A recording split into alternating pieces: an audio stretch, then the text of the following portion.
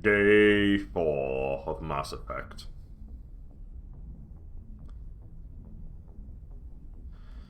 Hopefully try and finish this today. I'm feeling it. I think we can do this. Do I need to... No, I've already sold stuff. We've got 4 more galaxies to check out.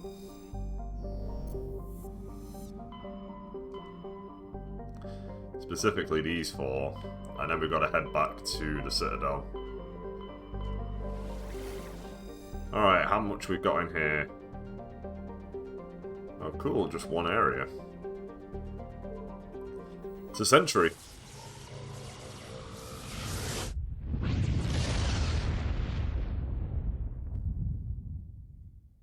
Message coming in, Commander. Big surprise, the Alliance needs you again. Shepard, this is Admiral Hackett with Alliance Command. We've got a mission for you. We've got a mission for you. An Alliance officer named Major Kyle has set up a small compound in the Hulking Eta cluster. He's attracted a number of... Oh, I've already know about this one. He's become an outspoken critic of the Alliance, and we believe he's mentally unstable. This could be trouble, Shepard. I'll look into it. 3 days ago, we sent 2 Alliance representatives to meet with him at his compound. They've disappeared. We believe Kyle and his followers killed them. That compound is a cult, Shepard. They call him Father Kyle now. He set himself up as some kind of religious leader. You said his followers were biotics? Yes. Major Kyle never showed any biotic tendencies himself, though. I think he's just latched onto a group he identifies with. Many biotics feel marginalized or ostracized by society. Kyle probably sees them as victims who need his protection, and they see him as someone who will fight for them. Unfortunately, he's convinced them that the Alliance is somehow responsible for all their problems. We can't let him go on like this. What were those Alliance representatives going to talk to Major Kyle about? They wanted to bring him back to an Alliance facility for treatment. Major Kyle served us faithfully for many years. We weren't going to abandon him.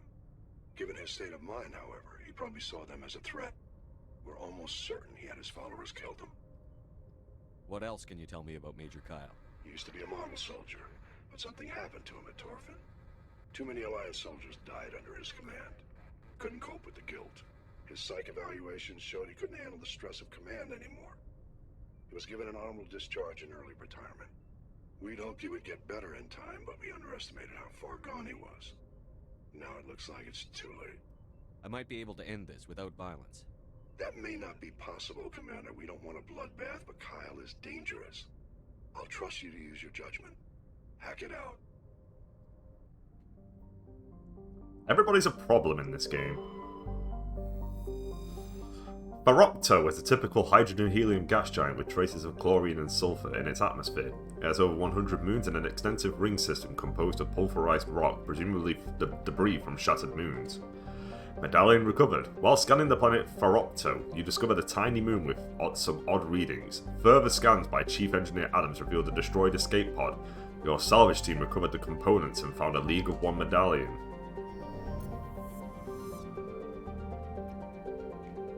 I'll scan that now.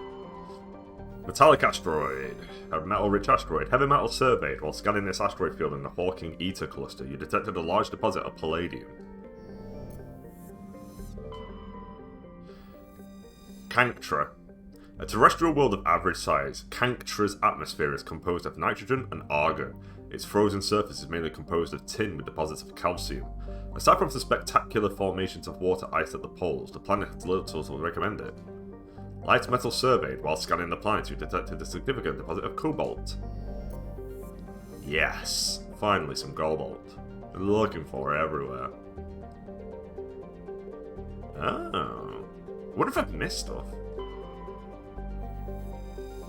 Clendagon is an arid terrestrial, slightly larger than Earth, but with a lower density that reflects its relative lack of heavier elements. The crust is composed of tin and aluminum, with wide deserts of dust-fine sand that are easily stirred by the wind. Clendagon's most striking feature is, of course, the Great Rift Valley that stretches across the southern hemisphere. What is most fascinating about the rift is that it does not appear to be natural. The geological record suggests it is the result of a glancing blow by a mass accelerator round of unimaginable destructive power.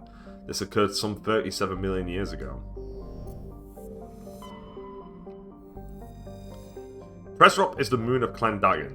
It is a frigid, barren world with an extremely thin atmosphere of carbon dioxide and ethane. The crust contains plentiful deposits of heavy metals. The Alliance has opened bidding for the moon's mineral rights, but exploitation will be complicated by the system's proximity to the 5 kiloparsec ring around the galactic core.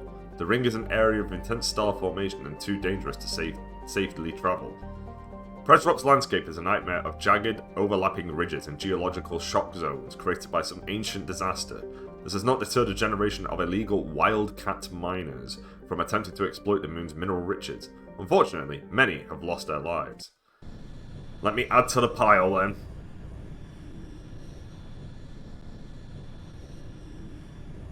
Commander, you don't have to keep sacrificing your life for these crazy missions. I can, and I must. I actually haven't received the Garrus achievement yet for some reason. I think it's because I haven't handed in the missions that I've done. I've done them with Garrus, but I haven't handed them in. So, all right, how are we looking here? Debris, anomaly, biotic compound.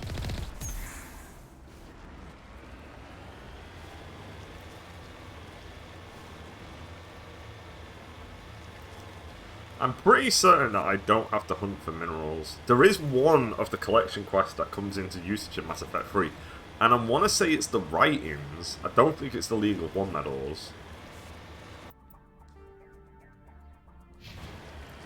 I think that's different to the one I was looking at.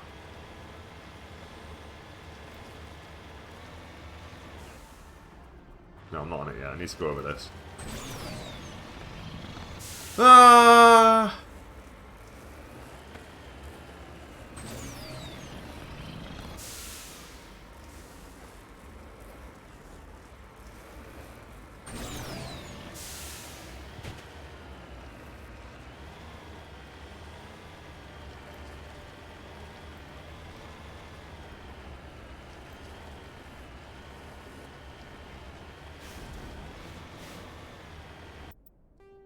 Yeah, this is something else.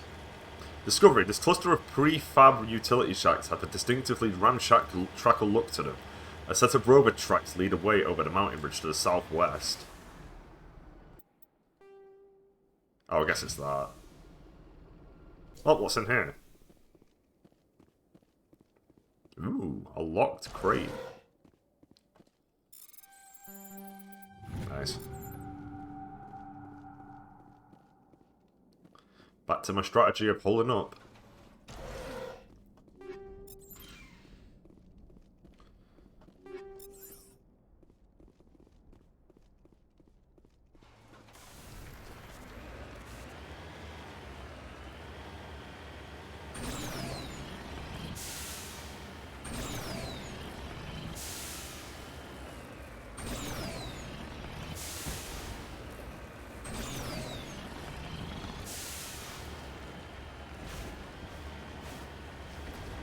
This is a great skybox right here. All the stars, the planet right there. Really makes you feel like you're in space.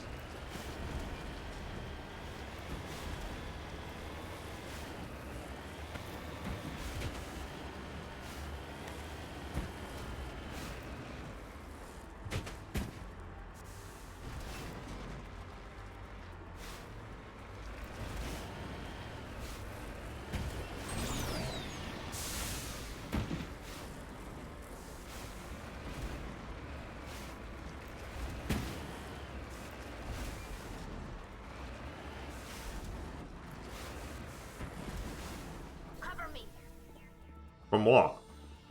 Tally, calm down.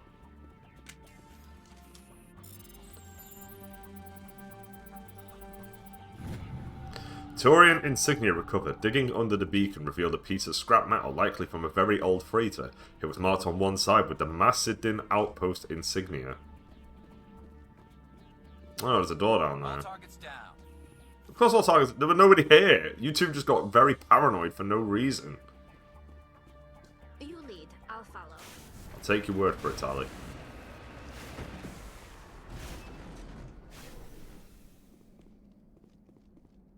He's dead. Discovery. The front of the rover is crumpled in from impact. A glance inside tells you the occupants, probably a team of illegal wildcat miners, are dead.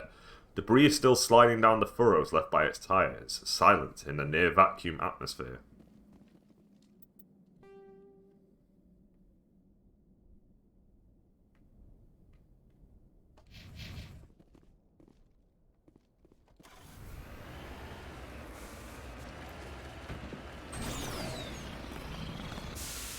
Come on, let me up.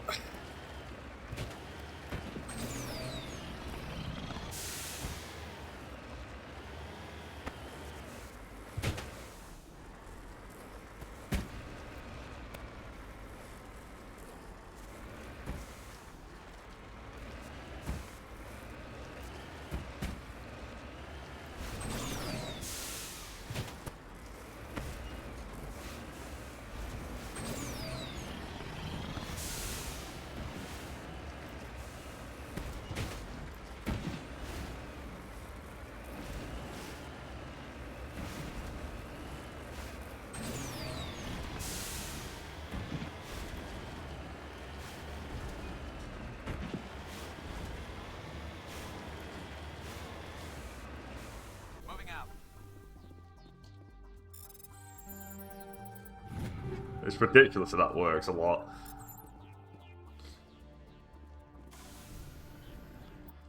Alright, we've done the debris. I need to look up I need to find out which collection quest is connected to Mass Effect 3 at this point. I need to know.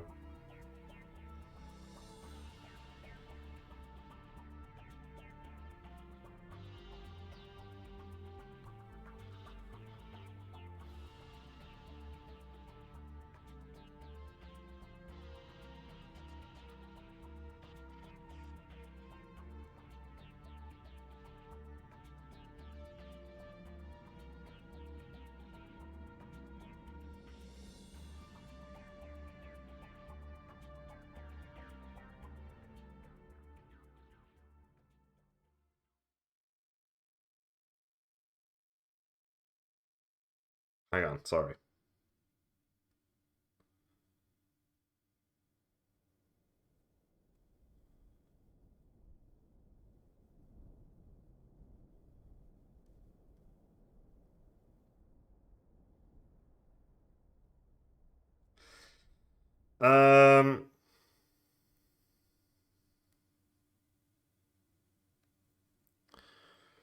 Right, let's look up ME3 war efforts. What? Not war effort. War assets. ME1 collectibles. That should give me what I want to know because I know one of them comes back, and I think it's the Matriarch's writings.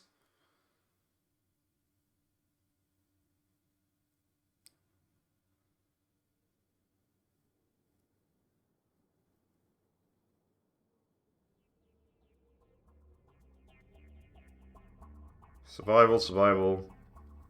Mineral resources at the end of ME2. Destiny Ascension.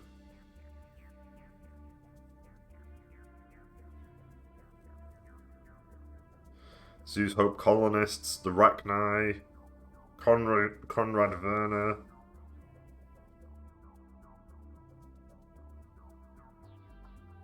Oh, is it Conrad? Is that the one?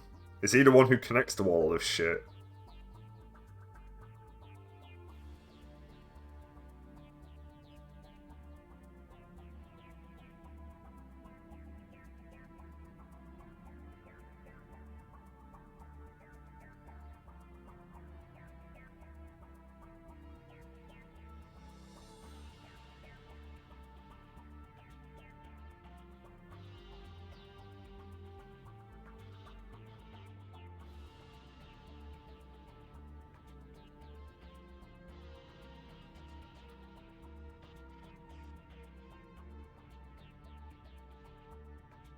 Fifthly,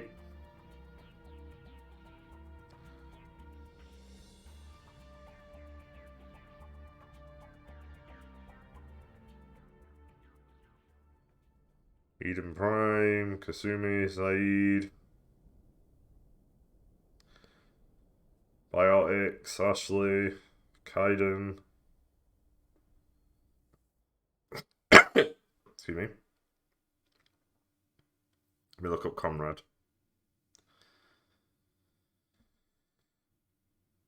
You have to do a series of unconnected...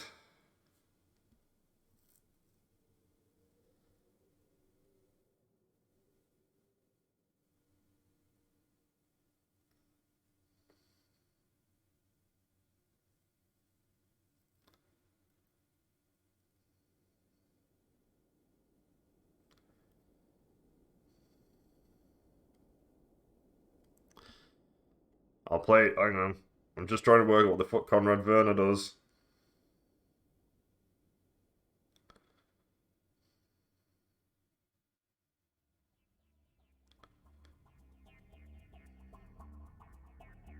Right, yeah, you have to do Asari writings.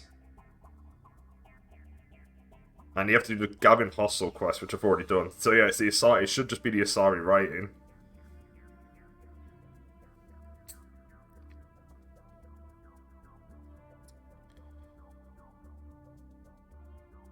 I need to buy the Elcos Combine license as well.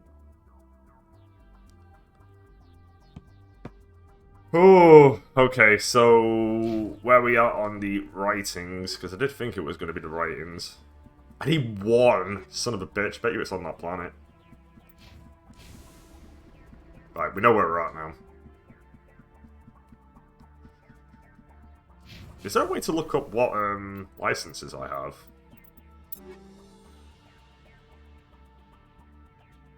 There must be. There must be a way of working out what licenses I've got.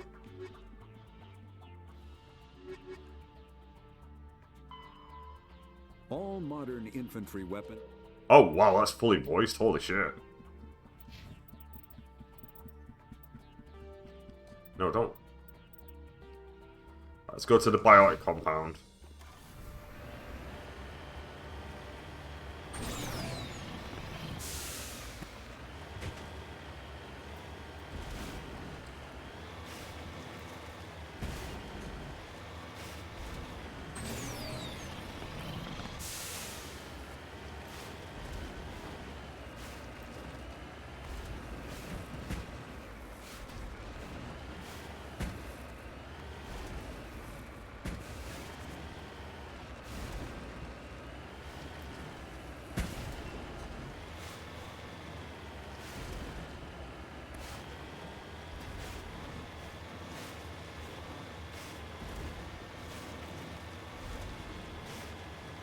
What level am I?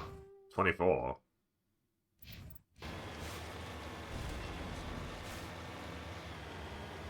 Let me grab that mineral because it's right there. I should end the game at max level because that's usually what happens, but... Gold! Sweet, sweet gold. Oh no, it's falling apart.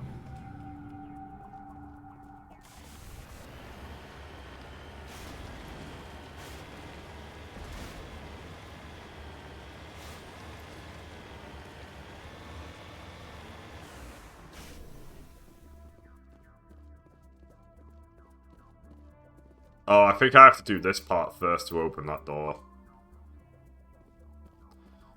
Right, we're on it, we're on it. Sanctuary. Outsiders are not welcome here. I need to talk to the man in charge. It's important. Father Kyle wants nothing more to do with the Alliance. I want this to end peacefully. If he doesn't see me, people could get hurt. We won't let you take Father Kyle away. He protects us. We need him. The Alliance wants someone to pay for those murders. Let me speak to Major Kyle, and maybe I can find some way to help you all get out of this alive. Wait. Father Kyle will speak with you. Head to the building at the far end of the compound. He'll meet you there. I can still go in here. What happens if I walk in here?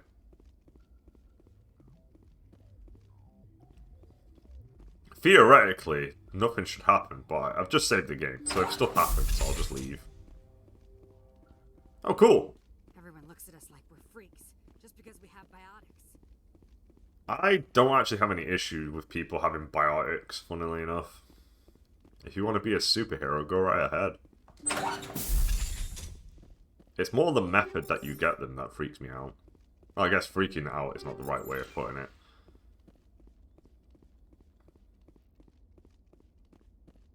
People want to be superheroes. People want to be supervillains. I respect Doctor Doom, okay? I'll say it.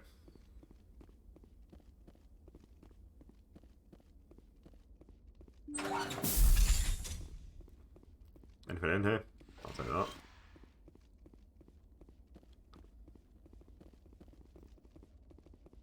Cool.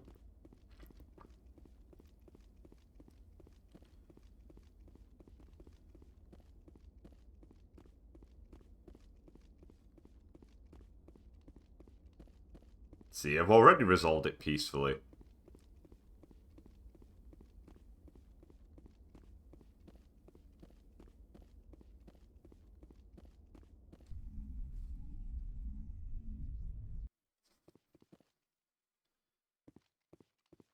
I will take the car to drive over there. I'm a lazy man, okay? I admit it.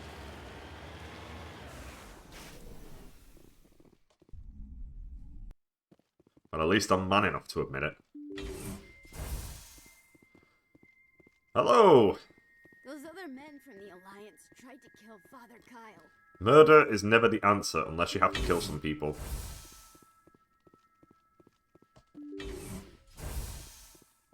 The Alliance wants to wipe us out. Father Kyle told us.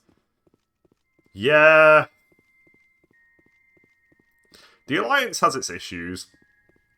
To say, like, Shepard knows it. It's not perfect, but it exists. I trust the Alliance over the Council.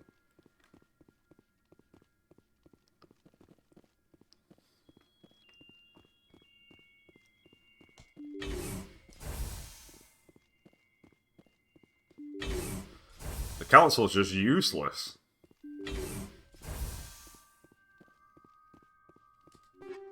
I'll take them. I'm not here to kill Father Kyle, but I will take his supplies. Could you fill this shelf up with something like a book, maybe? Don't run on the spot, it's dangerous. Father Kyle. I am Major Kyle. I know why you've come. We have no quarrel with you. Why can't you just leave us alone? What happened to those other Alliance officers? The ones who came before me? They wanted to take me away from here. They wanted me to abandon this place, turn my back on my family. They spoke blasphemy. I did what I could to make their end quick and painless. I had no other choice. It was necessary to protect my children. Only I can keep them safe.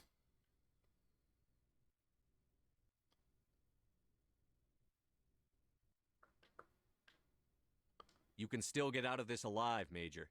Surrender and nobody will get hurt. I respect that you have come under a banner of peace, but I cannot do as you ask. If you take away their father, my children will be helpless. You ordered your followers to kill those Alliance investigators. You must face the consequences of your actions. Do you really want your children to suffer for your sins too? No, this was my fault. My children are innocent, pure. Please, I never meant for this to happen. I'm sorry. Sorry, it's not good enough. You're doing the right thing, Major. Your children will be better off for it. Come on.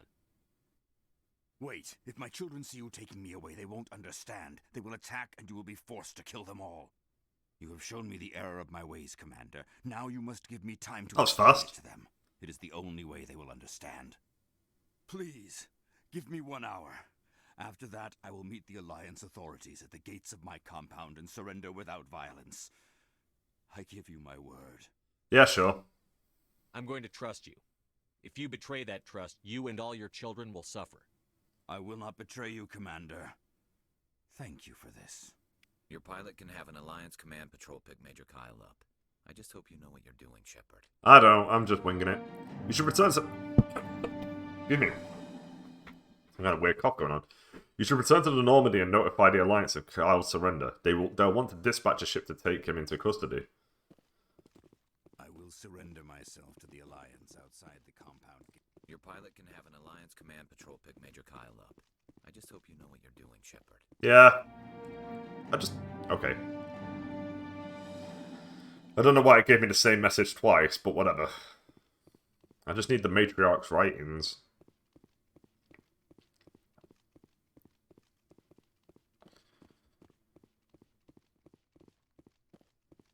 Oh, great. Any better guns yet?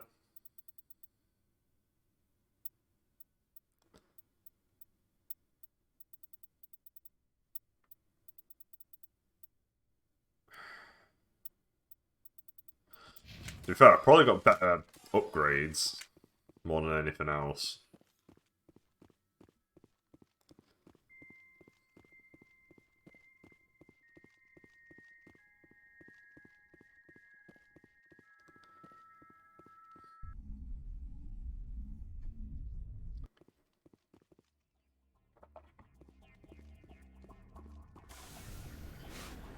Alright, let's go to the Normandy. This planet is done, or well, this moon. Message coming in. Patching it through.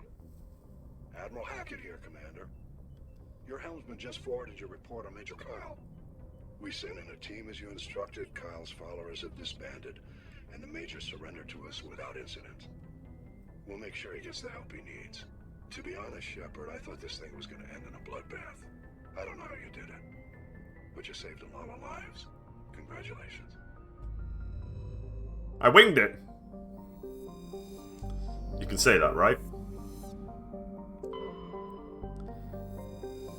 Tamahira has a thin atmosphere of carbon dioxide and xenon. The surface is icy and composed of sodium oxide with deposits of calcium. It contains a few unremarkable metals, but mainly consists of rock. The presence of canyons and floodplains indicates that liquid water once existed, suggesting Tamahira had a thicker, insulating atmosphere in the past. Cool. Next. The Styx Theta. What have we got in here? We've got 2 galaxies. Erebus, let's start there.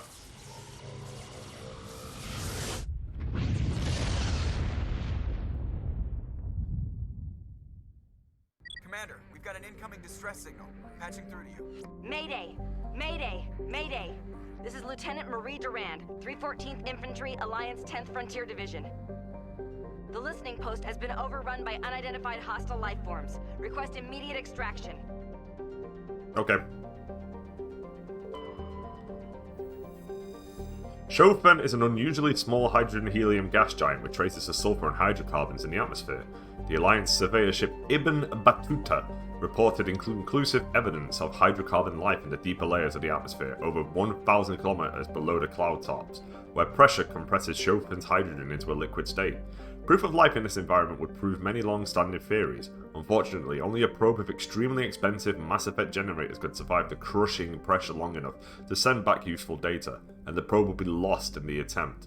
Simple expense makes investigation doubtful. Wermani has only been visited by a single unmanned probe. It is a standard hydrogen-helium gas giant with large formations of water vapor clouds in the upper atmosphere. Propian data disk recovered. Scans of the planet Wermani turned up a few odd readings. Chief Engineer Adams fine-tuned the scan and discovered an automated repair drone in orbit. Tally and Adams brought the drone on board to dismantle it and found a Propian data disk in its core.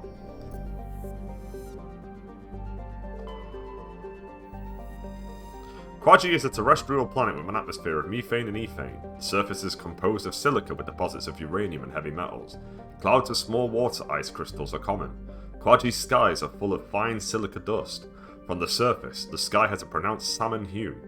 The cursory initial scans from the Alliance surveyor ship Ibn Battuta showed geometric patterns in the northern hemisphere deserts, visible only in the ultraviolet band. Normandy sensors see nothing of the kind. Heavy metal surveyed, scans of Quaji have revealed several deposits of planet. Neat. Neat!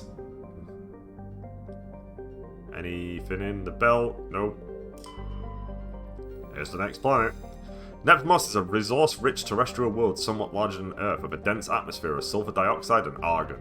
Nepmos' crust is very thin and unstable, not more than 8 kilometers deep in any location. Subsurface magma flows are a hazard to ground travel, and earthquakes are frequent. While heavy metal and radioactives are plentiful, this geological instability has deterred investment by mining concerns. An additional complication is that the Styx cluster lies uncomfortably close to the 5 kiloparsec ring around the galactic core. The ring contains a great deal of molecular hydrogen, fueling the majority of the galaxy's star formation. This area is too dangerous to safely travel. Sounds perfect for me to land on it.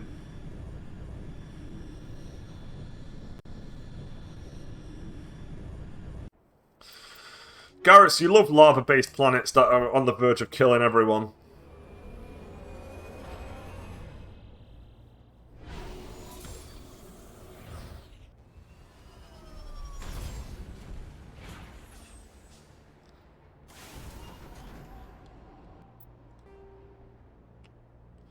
Anomaly, debris, that's the listening post. I guess we'll start over here because that's the furthest one.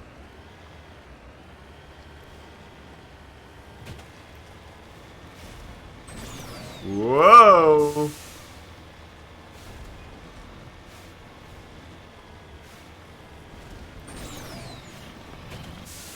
Whoa!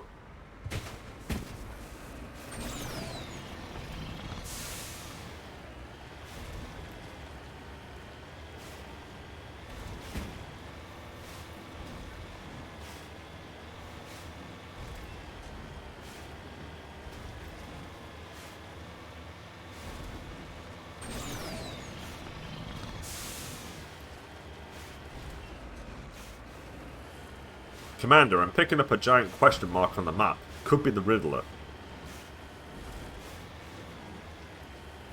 Oh, there's a mineral nearby, that's money.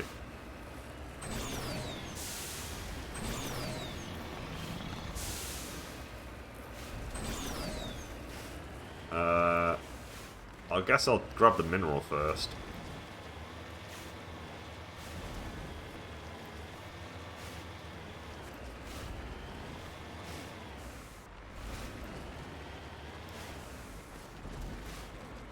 Oh, it's there. I see it. I see it. I'm about to make Hank Schrader proud.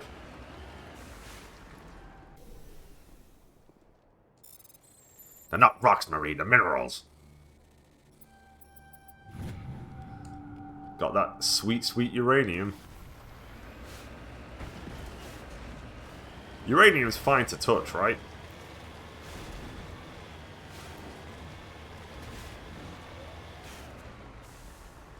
Discovery. It appears these particle bores were shut down after breaking through into tunnels just below the surface. The shacks and equipment are stenciled with the logo of the Tenkara Mining Consortium, but there is no trace of the mining crew.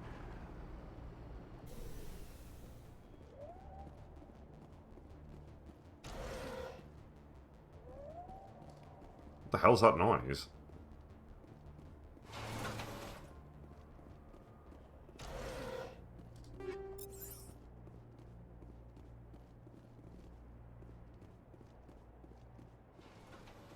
Anything in this tent?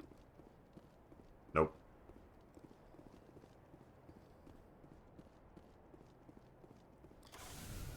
Okay, next up is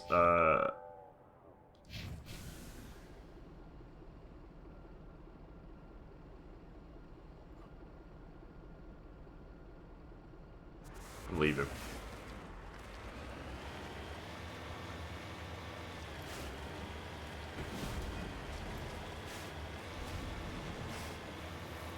Oh shit.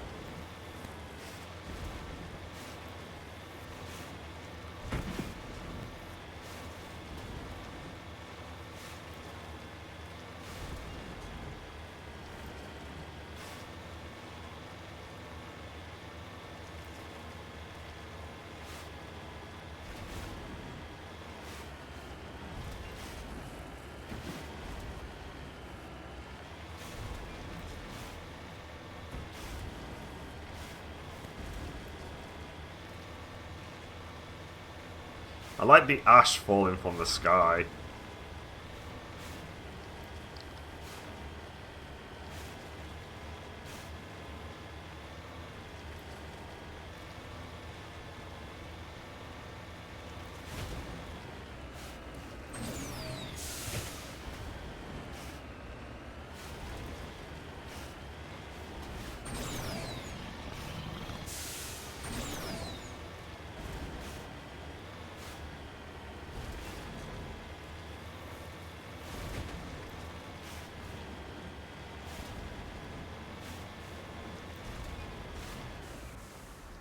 Ooh, what's this? Please be an Asari writing.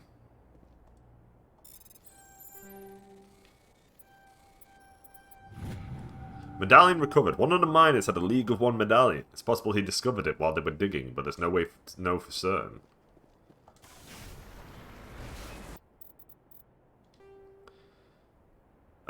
Next up is the debris.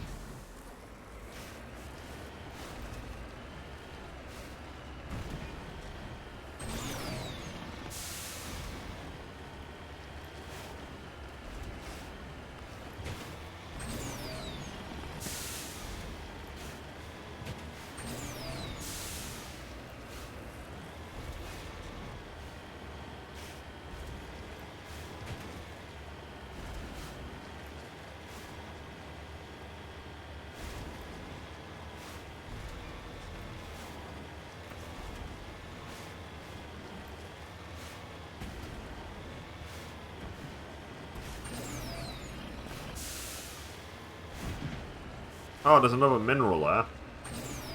More money. More money for Daddy Shepherd. Imagine if he called... I should have called him Daddy Shepherd.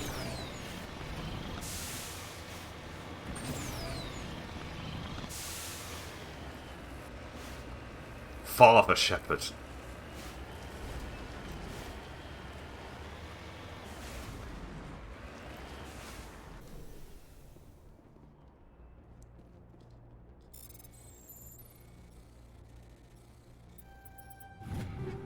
Thank you. Right, let's go to that mineral next.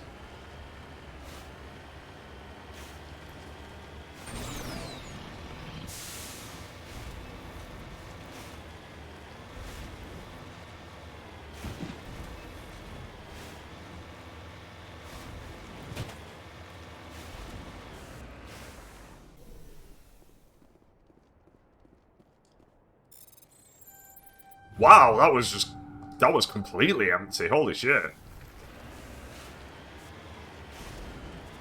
Normally there's at least some kind of resistance. Alright, let's go over here to the destination. The final place on this planet. Now bring me that horizon.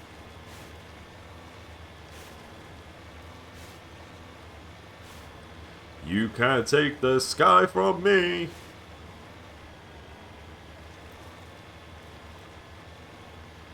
Uh-oh, there are some enemies. There are some red triangles on the map.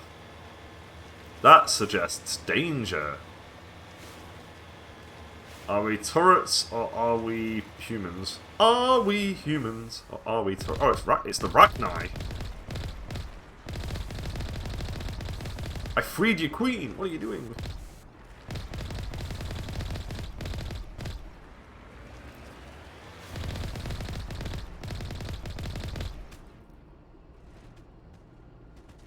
Hey.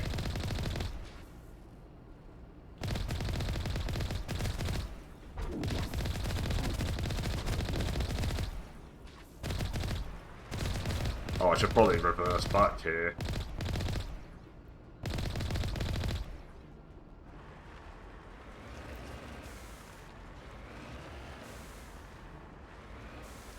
I assume I'm just defending these people.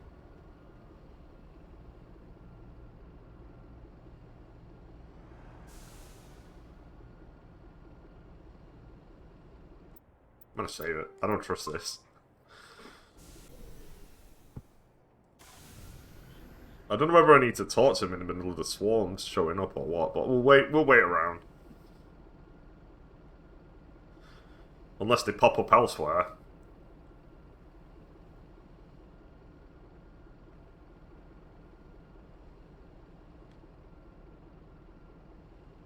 You looking at me? You looking at me? I don't see anybody else here. Except for the people behind those barriers.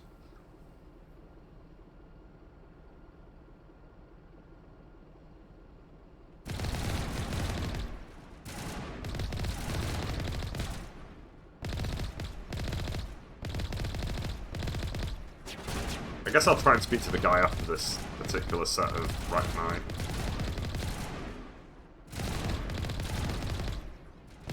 They're coming right for us!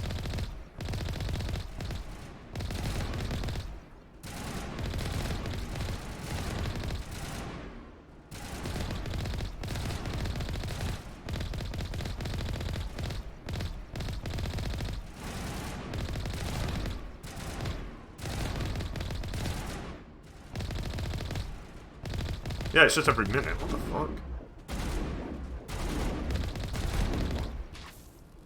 Alright, I'm gonna go speak to these people then. Moving out. Area secured. What is happening, guys? First Lieutenant Durand, sir. 3rd Brigade, 14th Infantry Regiment, and I am damn glad to see you.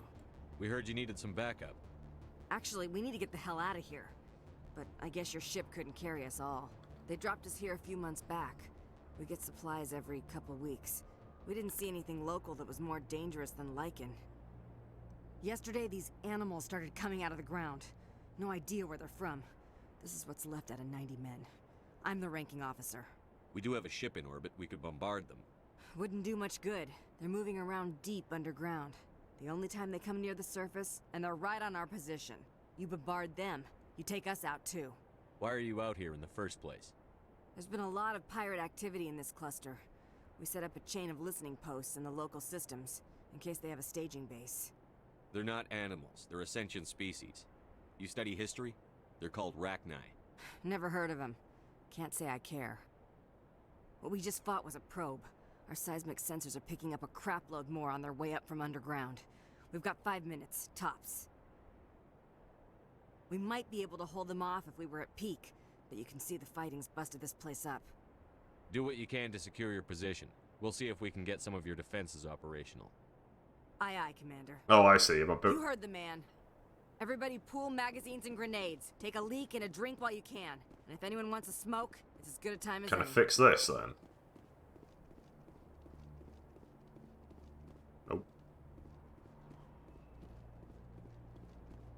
Oh, I see. This must be what I need to do, the generator.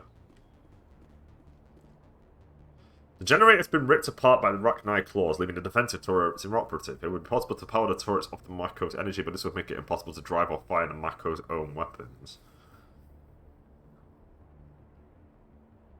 I kind of don't see the point in doing that. Ah, fuck it, let's go.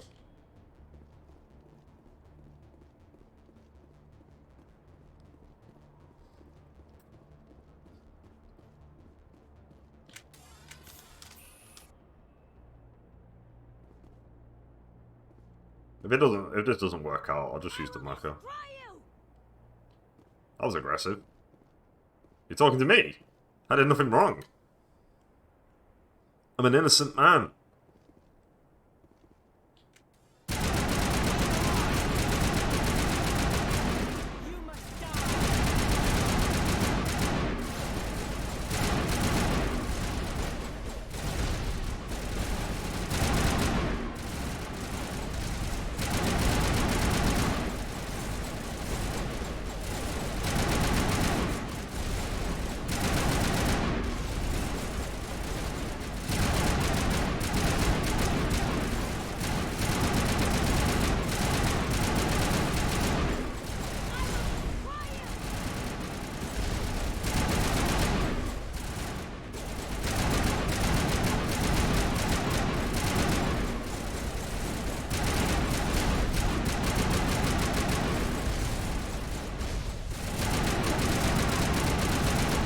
This is like Starship Troopers, except I've never actually seen Starship Troopers, so I have no idea whether or not it's like this.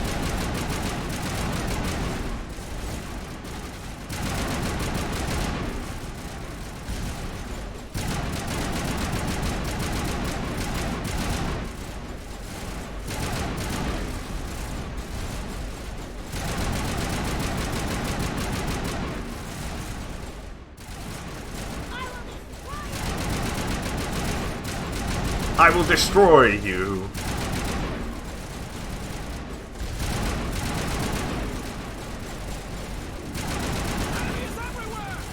Yep, we're fine.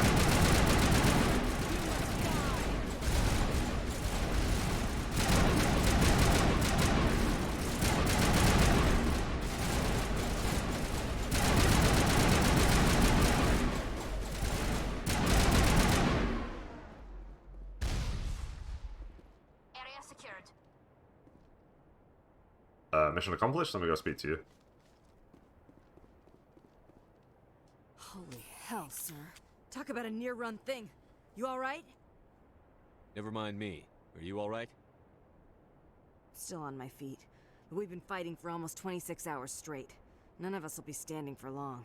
There's one other thing I should mention. One of our other listening posts went offline 3 days ago. I don't know if it's coincidence, a pirate raid, I'm pretty certain I've or already what, been there. but if you want to check in on them. We'll check on them. I don't know why there are arachni loose out here, but I intend to find out. Ma'am, we're getting a signal from one of the ground scan UAVs. A big hollow space about 500 meters under the surface. Right, that must be it. That must be where they're coming from. My people aren't in any condition for a clearing operation, though. Just point us in the right direction. You don't have to do that, Commander. We've bled them.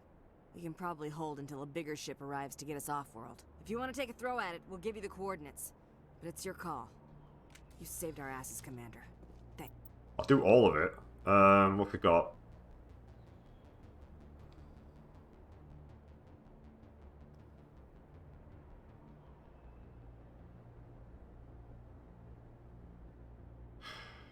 It's one of these. I guess I'm just heading back to the 2 areas that I went to before, because it looks like there's more places for me to go to over there now. Probably because I can now enter them. Oh, I got to disable the generator. Sorry guys, gonna take away your weapons now because I actually need to be able to go places.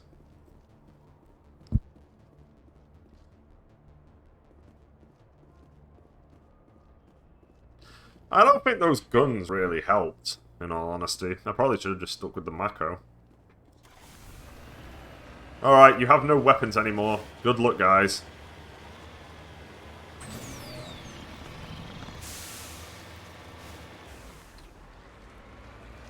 Hold up, they might have weapons and stuff for me to grab before I leave.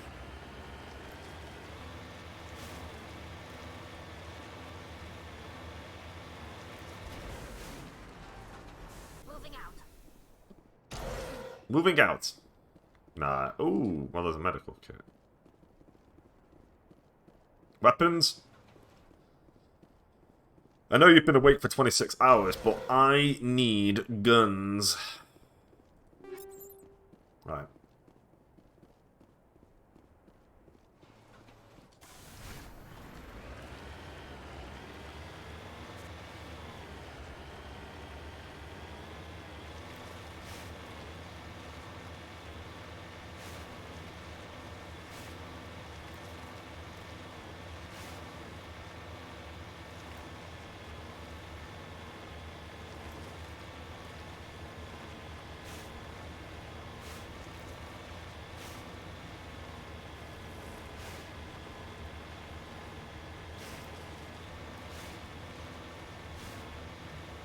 Like the episode of Battlestar Galactica where there's a Cylon attack every 33 minutes.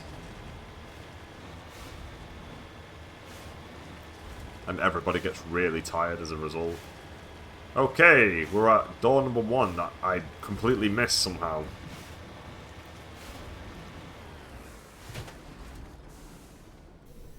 Let's go.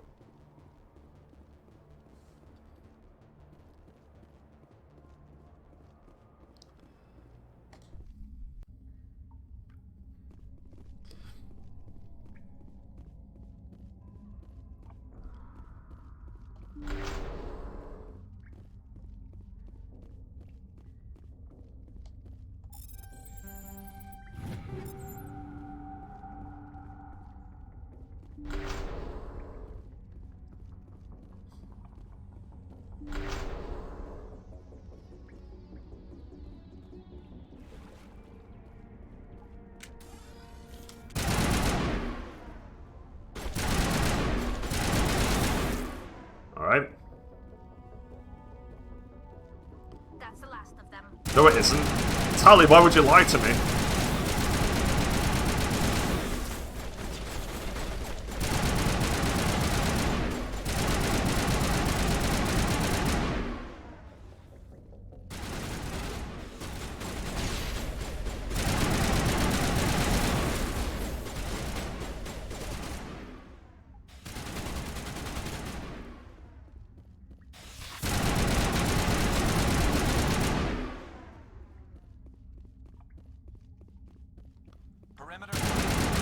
Garrus!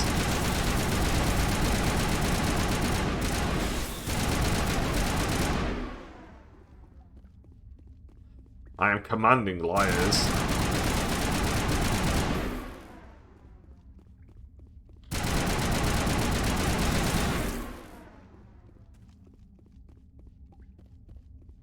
Perimeter clear. Nope.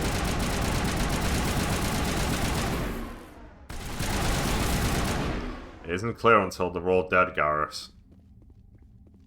Perimeter clear. Garrus!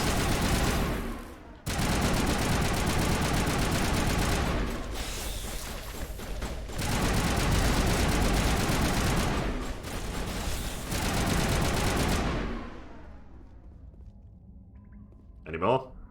Clear. Is that a chest?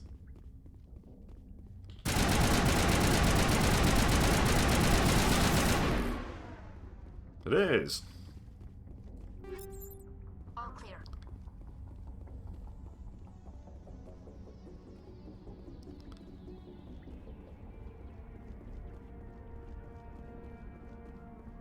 Let's open this door first. Oh, I need to check both of them anyway. Whew. Alright, who's in here?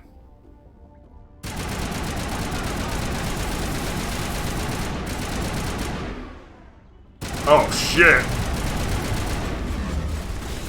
Oh no! I'm stuck! Help!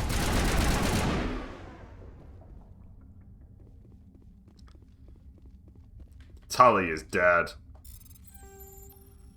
Ripperino Tally. Hey! I was meant to get across there.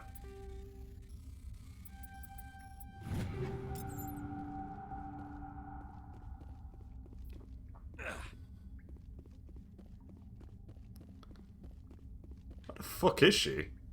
Oh, she's there. Clear.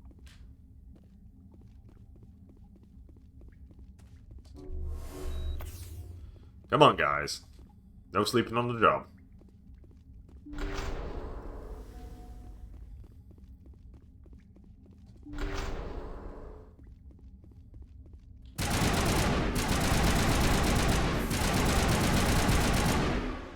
This. Nice, a level up. Finally, a level up.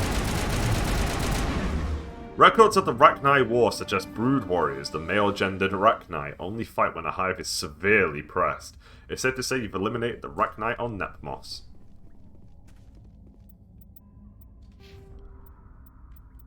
Oh, let's boost fitness. I guess I'll get Master Immunity, even though I don't really need it. I could start boosting pistol, but I don't use the pistol either. Generally speaking, my dude is essentially already maxed at this point. Everything else is just bonus. Tally, boost shotgun.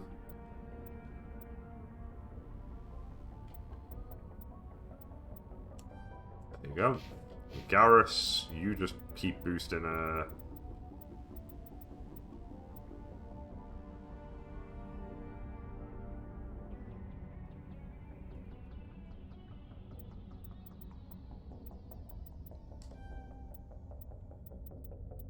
these two.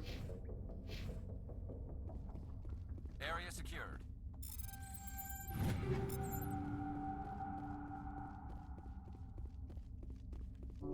All patched up.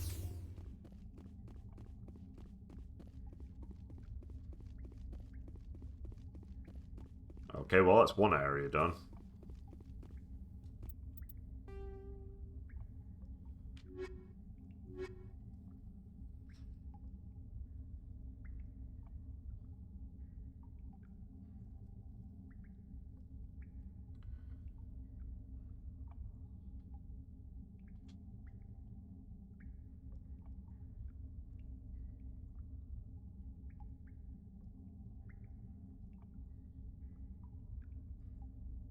Oh, I guess I'm done here. In general.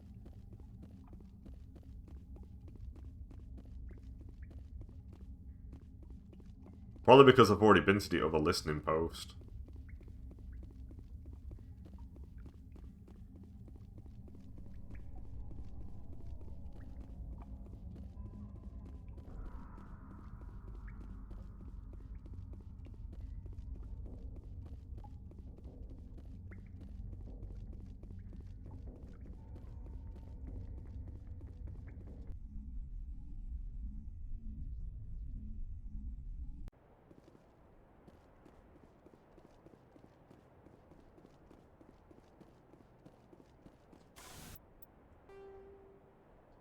Because I think the other one's that, the mining camp, but I've already been there.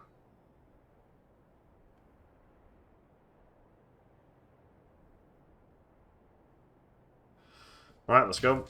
I think we're done.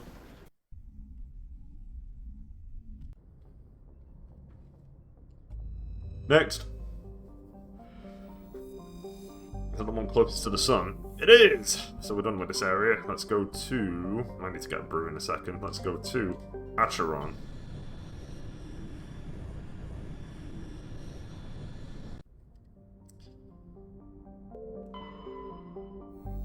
Imanea. Though exceptionally large for a terrestrial world, Imanea is composed of water ice and with a core of various carbonaceous compounds. It has a density only half that of Earth and an atmosphere of nitrogen and carbon monoxide. The surface is composed of surprisingly pure water ice with a high albedo.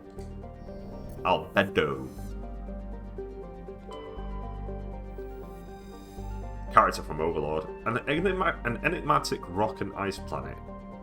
Grossalgan has a thin atmosphere of carbon dioxide and methane. The surface is composed of frozen water and chlorine. Light metal surveyed. Scans from planet Grossalgan have revealed a large deposit of magnesium. Oh, I saw that. Hey! There it is. Carbonaceous asteroid. A dark asteroid of mixed carbonaceous materials. This asteroid shows sign of impacts by weapons fire.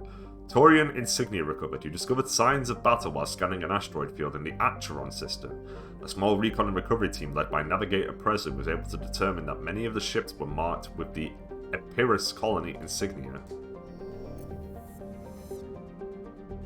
Anything else? Nope. Oh, here's the next planet. Alterhay is an exceptional form of planet called a Roche world. Roche from Final Fantasy VII. Put simply, it is one half of a pair of small and unusually dense terrestrial worlds, Alterhay and Otterhay, that orbit each other so closely. They effectively share a single atmosphere. This does not mean that one could fly from one to the other, but both have identical atmospheres, and dust from one often can be found on the other. Both worlds share an atmosphere of nitrogen and ethane. The surface is warm and mainly composed of silica dust and dark basaltic rocks with extensive deposits of heavy metals and radioactives. Tidal effects from Ontahay create constant heavy wind. I'll be back in 2 seconds before we start this mission. I'm just going to make a cup of tea.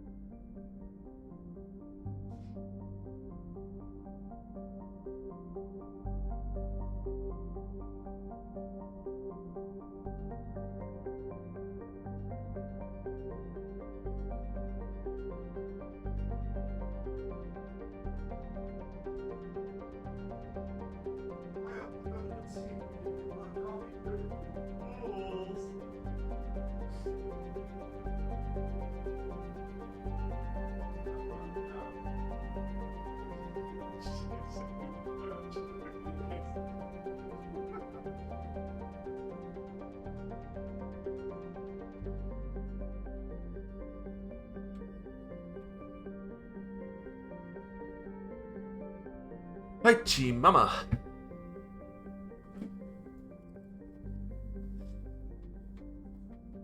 Whoa, mama. Let's land.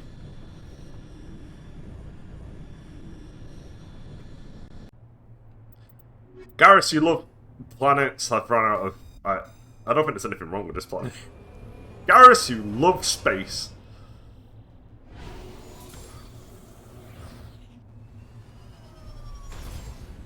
Alright, let's have a little drive around. I'm at the edge of the world already. Oh, this is incredibly barren. There's a listening post. I guess we'll check it out. Open fire for good luck. I like the wind. Ah!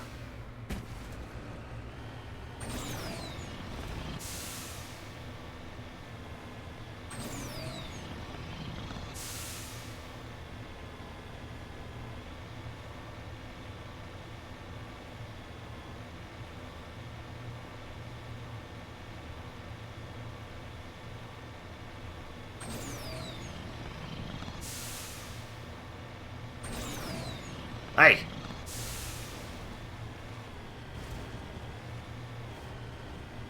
Man, this really is barren.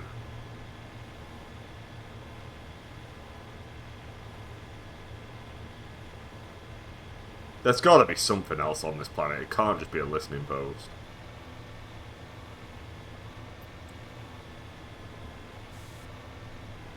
There's enemies over here.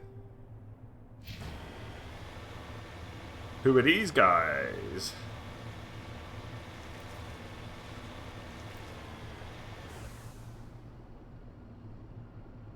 Rachni? Is this Rachni again?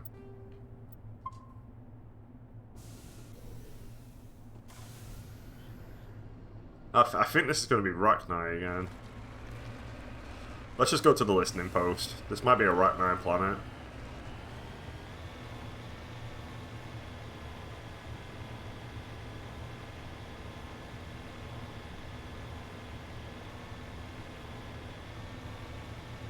Ah, there's an anomaly over here.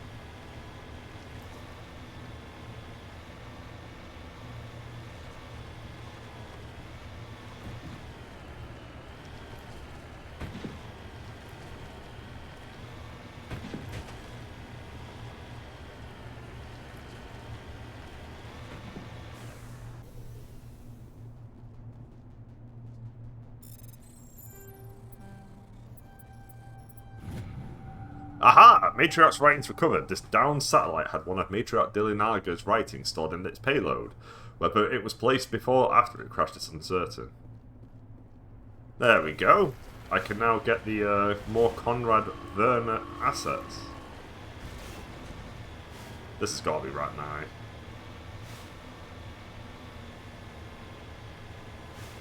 Hello?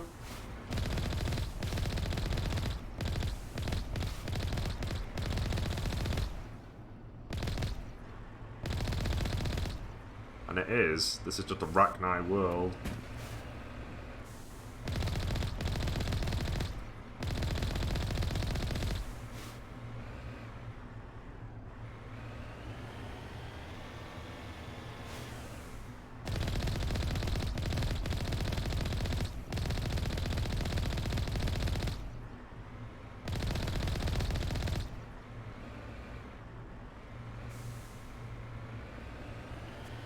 The Rachni are smart.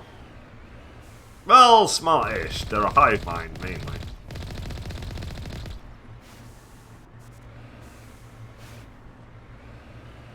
There's still one more. There he is. He's come. Oh, but he's coming. Get over here.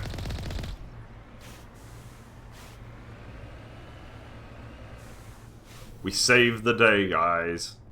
That's it. Let's get in.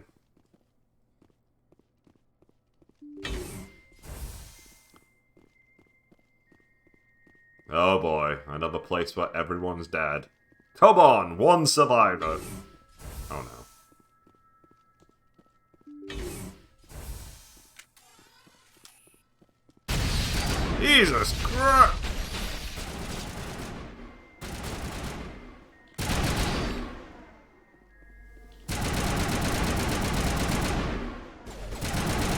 Stop exploding, you cowards!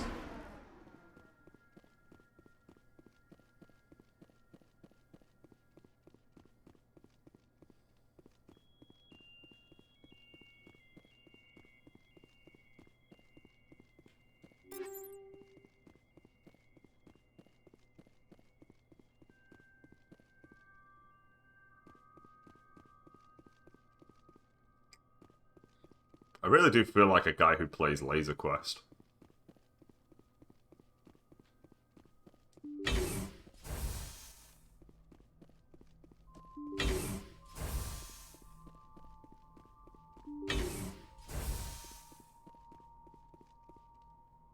Okay, well, I'm assuming he's a wet wag here.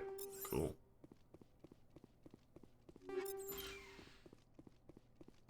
Yeah, this place has absolutely been demolished by the Rachni.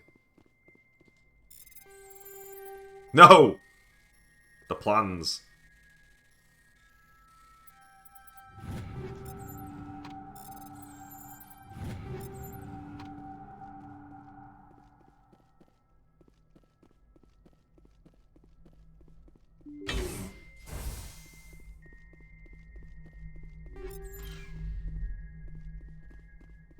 Guys, I think this place is absolutely toast. According to this, they received a supply ship just 2 days ago. The Rachni must have attacked since then. Tell me about that supply ship. This planet is supposed to be uninhabited. The Rachni didn't come from nowhere. One moment. These things are drones, dispatched at irregular intervals from different depots to reduce the likelihood of tracking. I have it. This one came from Argos Row. Wherever it is, there's probably more Rachni there. Let's get to the bottom of this. Yes, Commander. The Rachni infestation on Al-Tahi seems to be the result of a supply drop from Argus Row. The logs downloaded from the freighter should allow you to backtrack the ship's course on its origin. Okay. We are uncovering the mystery. Sorry, Garrus, that's another incomplete quest because we keep not completing them. Somehow. We've been to every planet in the galaxy, and all we have are uncompleted quests.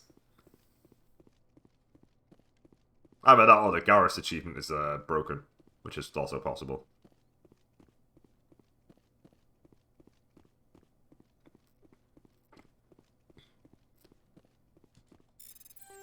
Oh no! No!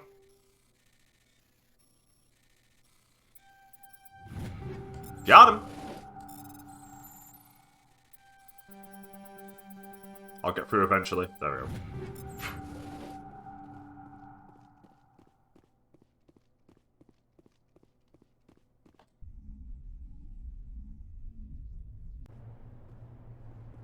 Well, we can leave.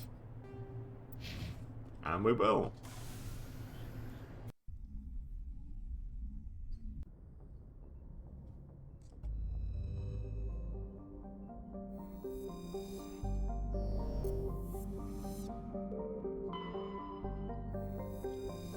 A modest terrestrial planet, Farfall, has a thin atmosphere composed of carbon dioxide and chlorine. The crust is mainly composed of sulfur with deposits of nickel. The terrain is extremely rough, a patchwork of craggy, overlapping craters dating back to the formation of the solar system.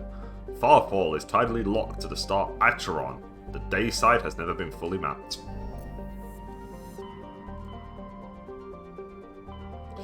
The Kepler Verge. I've already done this. I've definitely heard of the Kepler Verge. Let's start with Newton.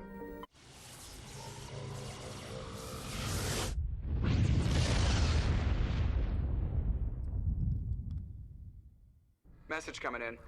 No, we've not done Patching this. it through. I've received some troubling information, Commander. We need your help. Someone is killing former Alliance scientists. There have been 4 deaths in the past month. I'm happy to look into it, Admiral. What can you tell me? All 4 scientists worked on a classified project on Akuz. There was a brutal massacre there years ago. An entire unit was killed by thresher moths. Oh boy. It was classified as a natural hazard, but the project dates coincide with the attacks. You think these scientists had something to do with the attack? I'm not certain what I think, but it's worth investigating. There was one other scientist on the project, Dr. Wayne. I'm transmitting his last known coordinates. Good luck. 5th Fleet out. Thanks, Lance. How do you home?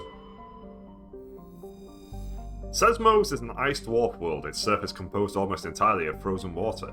Normally a planetoid this small world not rate inclusion on the system's choice. Let me try that sentence again. Choice. Normally a planetoid this small would not rate inclusion on the system's charts, but Sesmos' unusually large and beautiful ring of ice crystals has made it a popular subject for visual artists.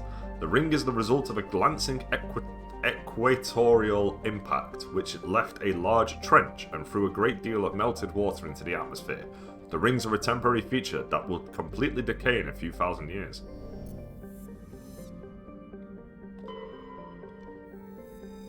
Junkro is a hydrogen-helium gas giant with traces of chlorine and sodium in its upper atmosphere. Like Eurectum in the Sol system, it is tipped on its side, its north pole facing from the star Newton. Gas deposit survey. This gas giant appears to have a large concentration of hydrogen.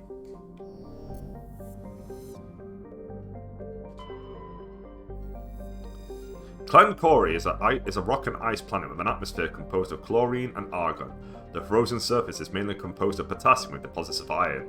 Clencori is famously claimed by the eccentric Volus billionaire Kuman Scholl. He claims that a vision of a higher being told him to seek on Clencori the lost crypts of the beings of light. These entities were supposedly created at the dawn of time to protect organic life from synthetic machine devils. Scholl has been excavating on Clencori's toxic surface for 2 decades at great expense. No government has valued the world enough to evict this small army of mercenaries. Matriarch's writings recovered. Scans of the planet Clencori revealed the cockpit of a Volus trading vessel. There were no signs of the rest of the ship, but the salvage team discovered one of Matriarch Delenarga's writings in the ship's systems.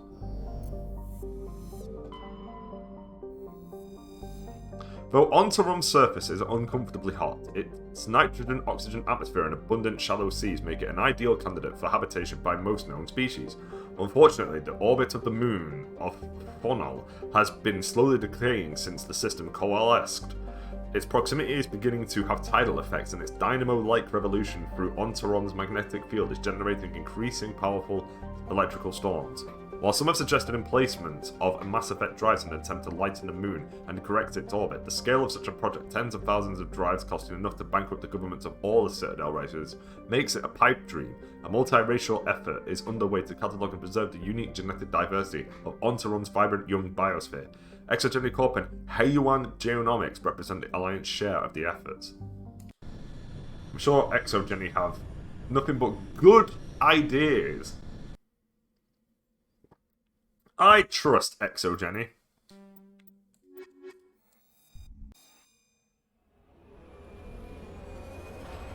Garrus, you love exploding moons.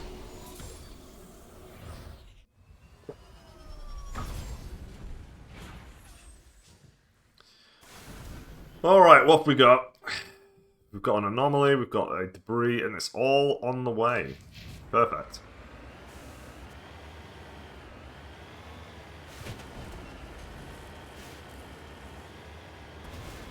The green grass of home. It's a shame that you can't explore Earth and just drive up to a McDonald's. A KFC. A Wendy's. A Taco Bell.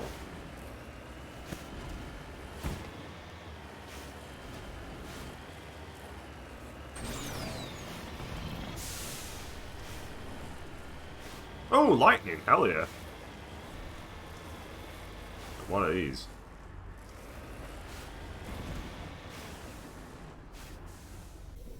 I'm sure they're fine.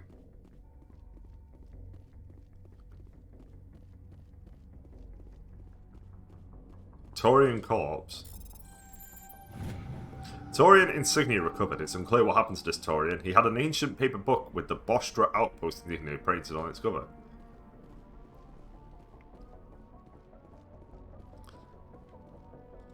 Let's not piss off the local life, shall we?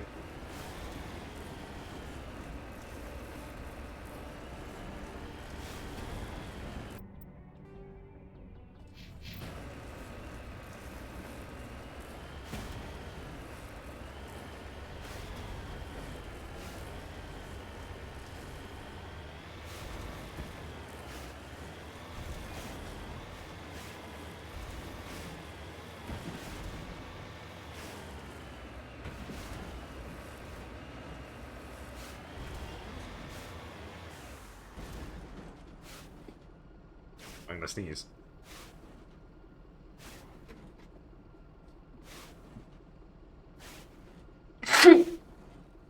I am. I love games that have lightning effects in them. Final Fantasy X's another one which has lightning effects in it. Only in that one you have to actually dodge the lightning 200 times. This makes Tidus faster than the speed of light.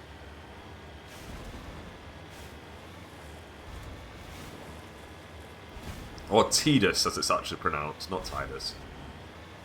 Tidus sounds better, but it's Tidus. That's literally how it's pronounced.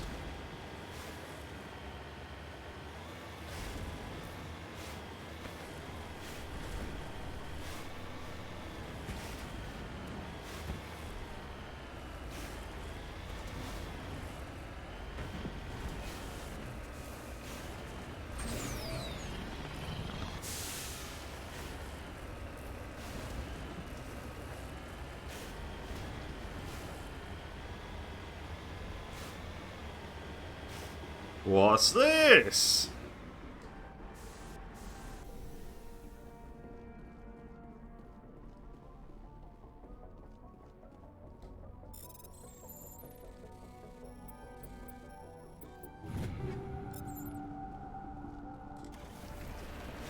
Oh, we've got some enemies over here. Villains! What's this, an underground facility?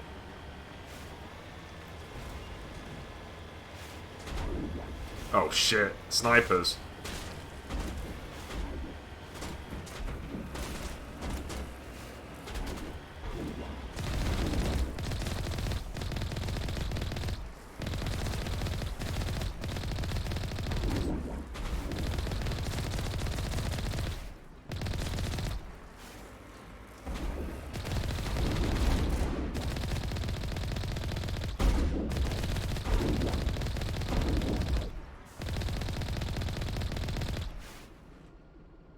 There's still somebody alive.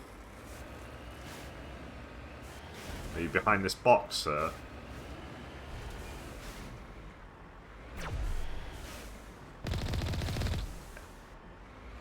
We got him. I'm assuming that the mineral's probably down there. We might grab that. We'll see. I feel like my vehicle's too close to the door, but okay.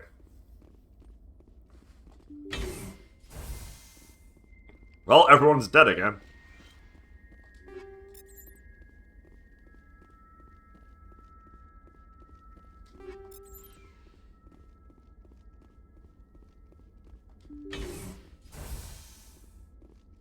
just gonna nip to the bathroom. Hang on.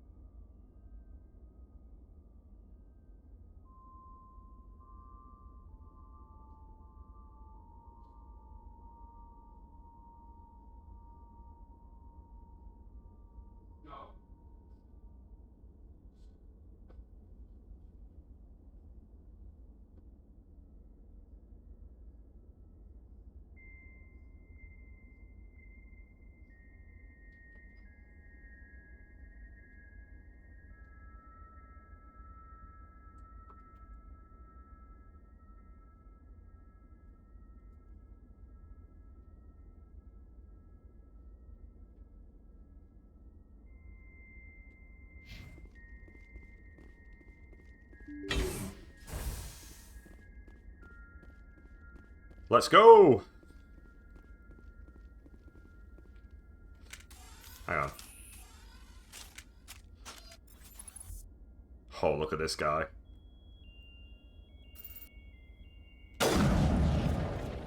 Fucking got him. Shoot him in the ass. There we go.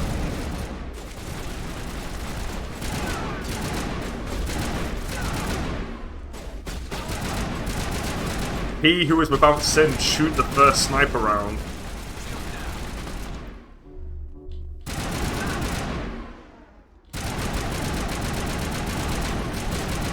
Nobody believes you when you play dead.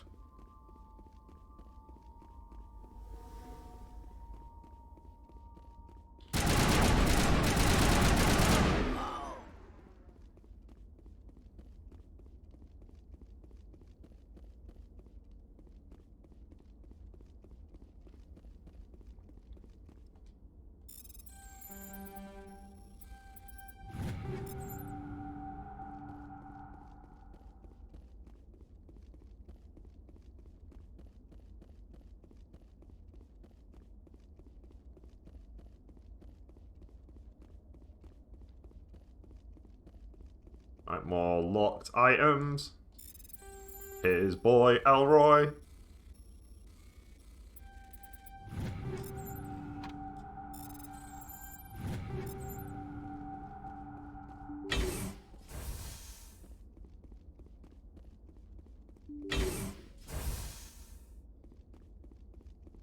Oh, that's locked for a change.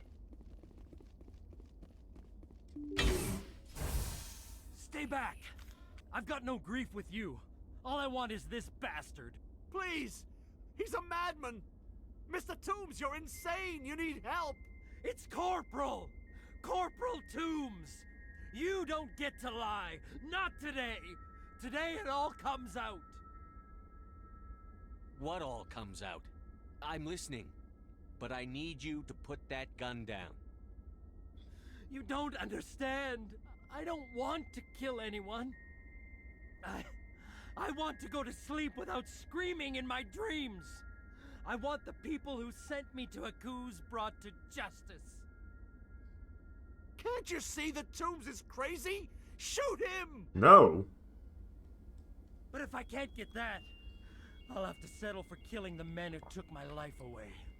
What did the doctor do to you, Corporal? We were on Akuz. When the Thresher Maws hit, my entire unit was wiped out. The Thresher Maws, the scientists were studying them. They let them hit our unit just to watch. I woke up in a holding cell. The scientists were delighted I'd survived. Now they had someone to run tests on. What kind of tests are we talking about? You can't believe Toombs. He doesn't have any proof. I demand a fair trial. This is fair. You got a gun pointed at you. Acid in your veins? I have. They wanted to see what it would do. They're part of some organization. Cerberus! That runs secret tests like this. They treated me like a lab animal. This is justice. This man deserves to die. So, are you going to kill me or not? You're better than this, Toombs. You're not like them. Don't tell me who I am. You got away with a few scratches and a scary reputation. The rest of the unit died, and I was tortured for years, Shepard. You can't judge me. You don't have the right. Toombs, if I could have helped you on a cruise, I would have. All I can do is help now. Let me.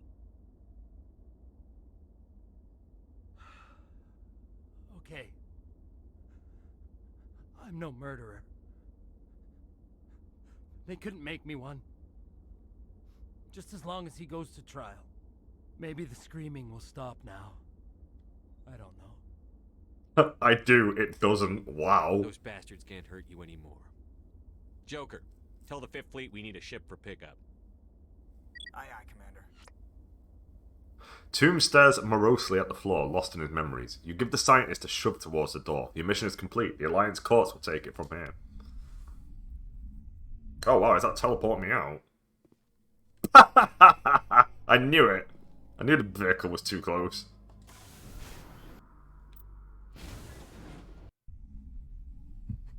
Oh, I've got the mineral. Oh well. Message coming in. Patching it through. Cerberus. I reviewed your report on the situation, Commander. I'm glad to see you were able to take Dr. Wayne in alive. Now we can put him on trial and get some answers. Corporal Toombs seems to have found some closure, and hopefully with therapy, he'll have a normal life again someday. Thank you again for your assistance, Commander. 5th Fleet out.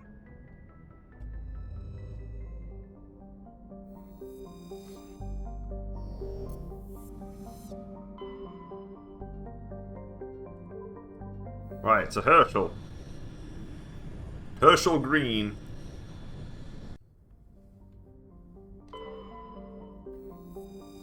Klobaka is a moderately sized terrestrial world with a hazy hydrocarbon atmosphere. Its surface is mainly composed of chlorides with deposits of solid and liquid form hydrocarbons. Anything in this? Well, there's the mission. Ooh, hello.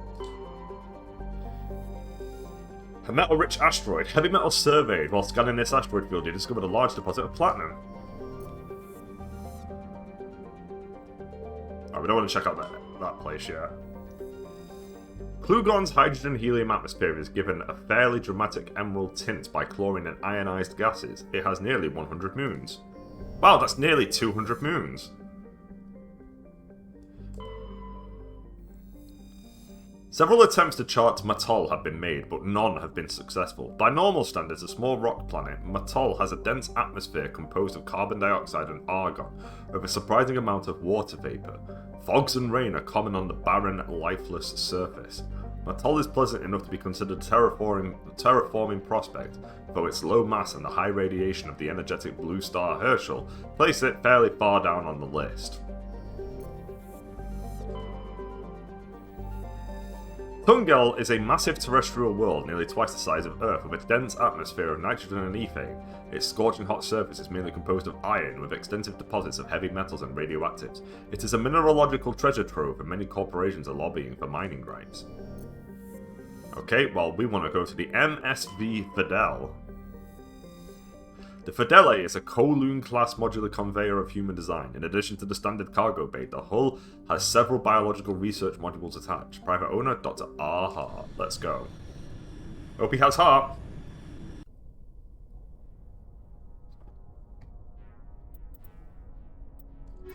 Let's go, team.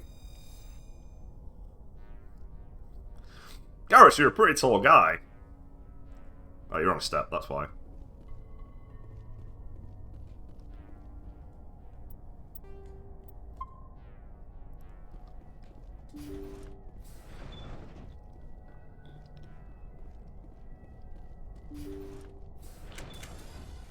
Right, who have we got? Who have we got?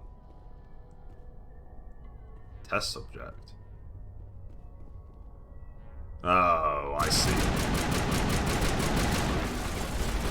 Ah, this is Garrus's quest. Nice.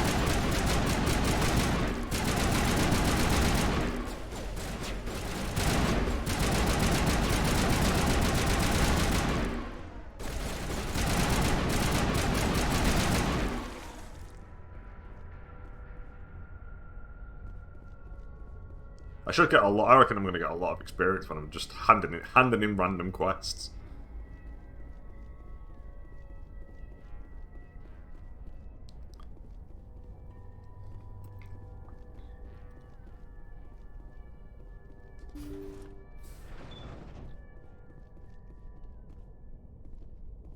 Okay.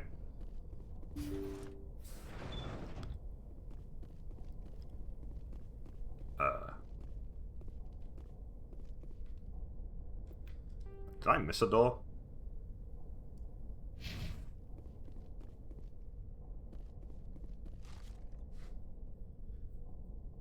Cover me!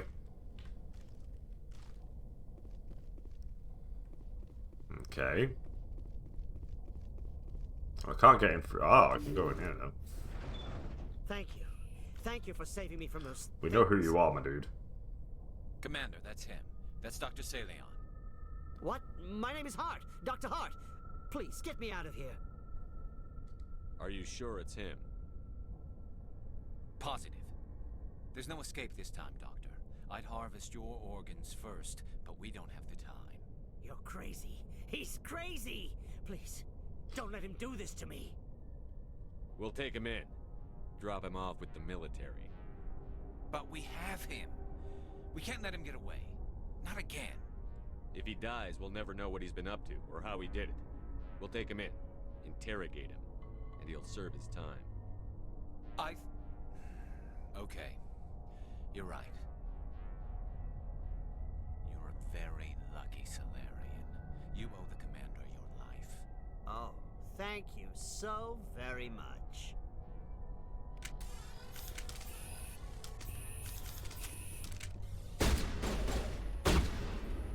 Oh, I guess we're fighting here. And so he dies anyway.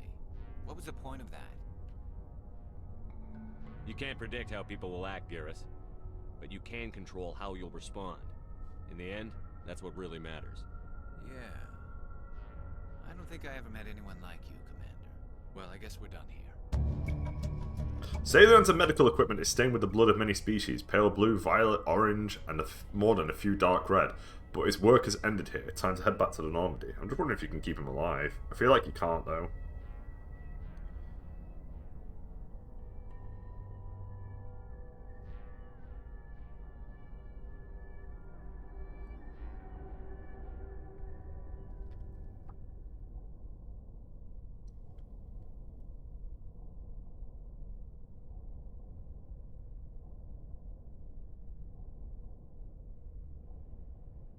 Yeah, he always dies. Okay, that's fine. Mission accomplished, anyway. We won!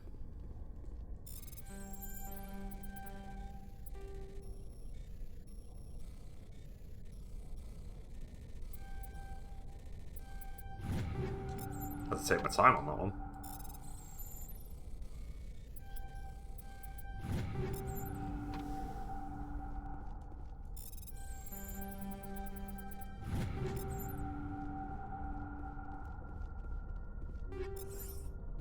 Teabag. Teabag.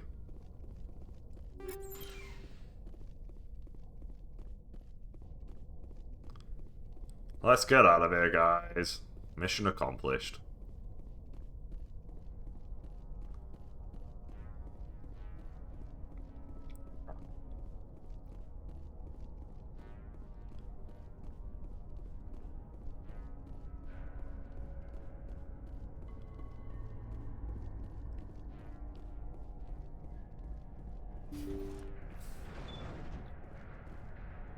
Yep, we're done.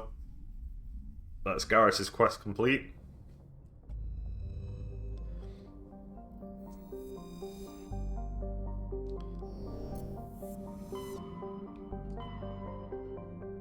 One more, the Armstrong Message Nebula. coming in from the brass at Arcturus. Patching it through. Normandy, Admiral Hackett here. We're getting reports of a marked increase in Geth activity in the Skillian Verge. Surveillance drones have identified Geth outposts on 4 different planets in the Armstrong cluster. We need someone to take them out. We have any idea what they're after? Hard to say. They may be just gathering intel on us. Or maybe they're setting up staging grounds for hit-and-run attacks on human colonies. It could be the first wave of an invasion. Let's hope not. We need someone to investigate this, Shepard. Finding Saren is still your top priority, but you've got experience fighting the Geth. You're the logical choice to take out these outposts. We're transmitting all the locations of known Geth outposts in the Armstrong cluster to the Normandy now. Admiral Hackett out. Guess I'm gonna be here for a while.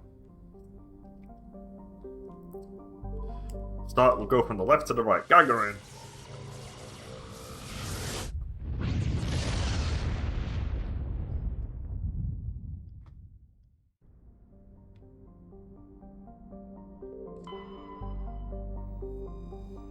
Anti-Rumgon is a small rock and ice planet with a trace atmosphere of methane and ethane. The frozen surface is mainly composed of carbon with deposits of calcium. Anti-Rumgon has been used as a crude anchorage for Terminus pirates for many years. The shells of temporary dwellings blasted by Alliance frigate patrols dot the surface, but always the pirates return to ground their ship, strive charge, ship out some water ice and trade slaves and stories. The deeper layers of Anti-Rumgon's interior are semi-liquid sludge due to the presence of methanol. It is thought that bacterium in the deep core create this natural antifreeze. Some species of Terminus pirate drill through the ice crust to recover this natural alcohol. Light metal surveyed. Scans from orbit have detected a deposit of cobalt.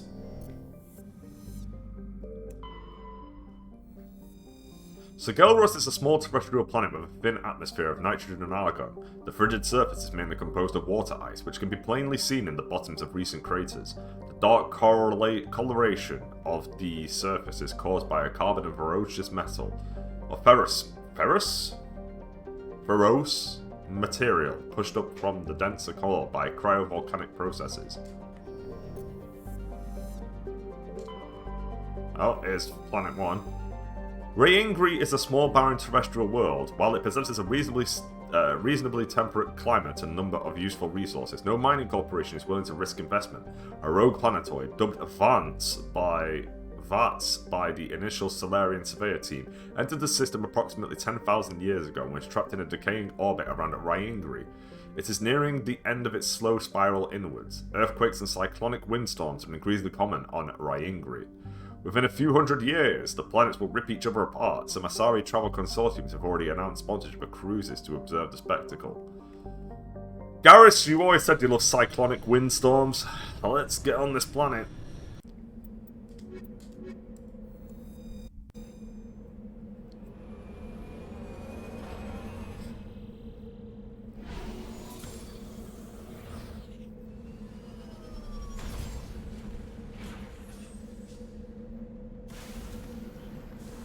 Alright, what we got? Debris. Oh god. I guess I'll start with the debris.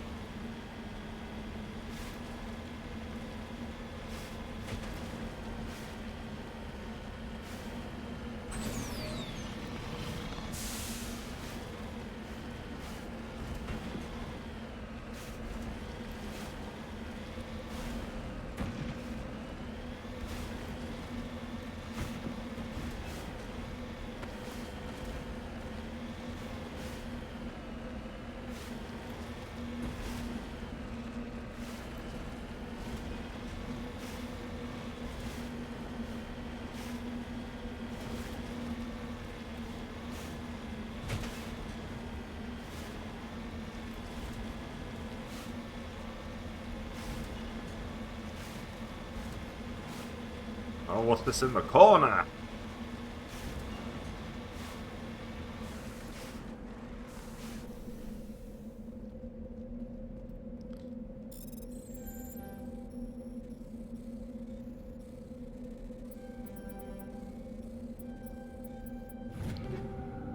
Oh my god, I'm nearly maxed out again. Just lead the way. Calm down, Garrus. I'm trying. Could do with hitting up the anomaly next.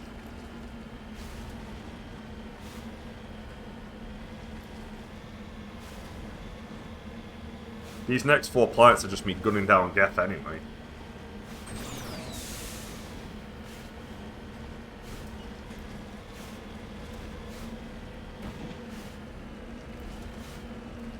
A mineral? Oh, I'll go for that.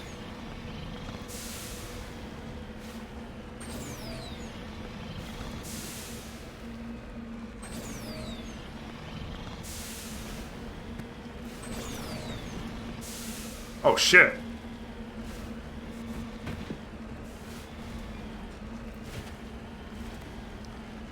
Come on. It's a bit of a bumpy ride, but... when is it not a bumpy ride?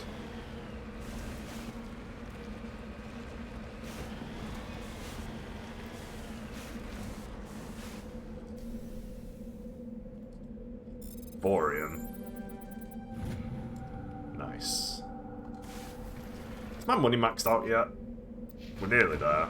Once I sell all this shit, I'll definitely be maxed.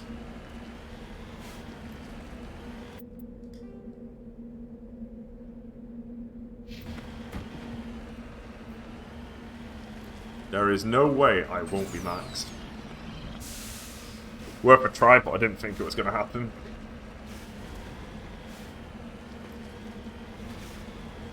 Am I driving straight towards it? I am. That's fine.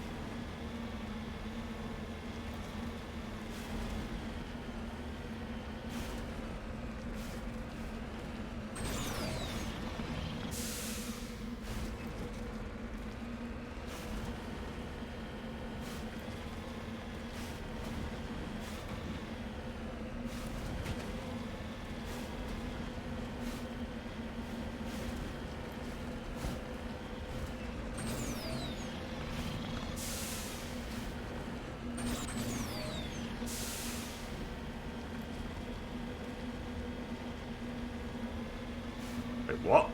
What's this? It's not on the map anyway. Let's check it out. Huh, it's some kind of empty base.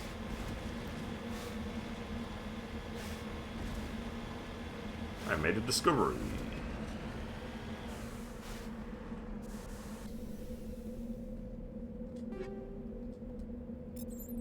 The scavengers who made this camp are gone. They seem to have abandoned it abruptly some time ago.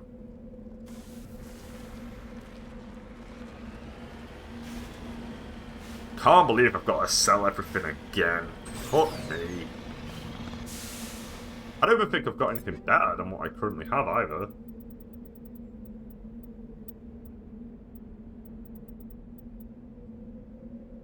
The shotgun's better, I guess.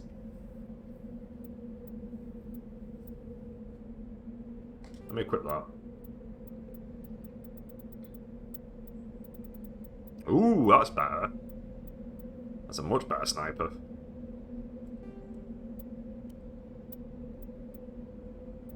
Oh my god, I've got Quarian armor. When did that happen? Oh, that's better for you. There you go.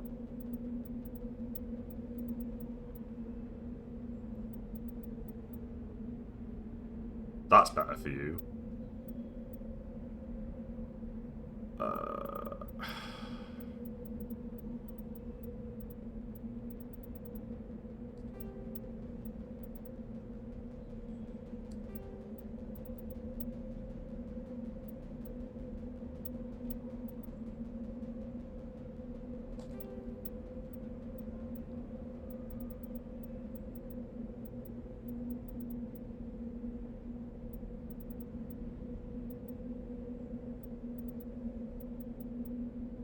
That's better for you. Oh, cool. He's changed his entire appearance based on that.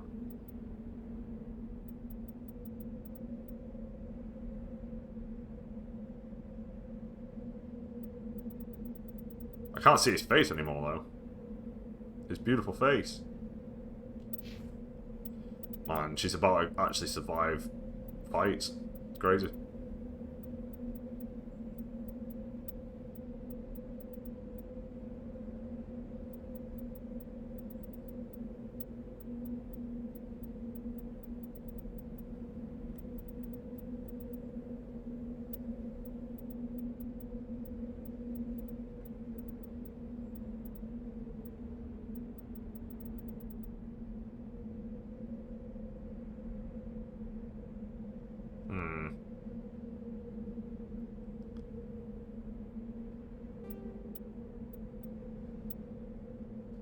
Oh my god. The upgrade.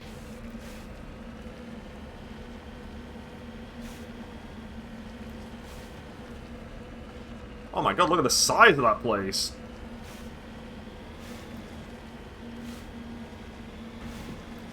That planet is an absolute unit.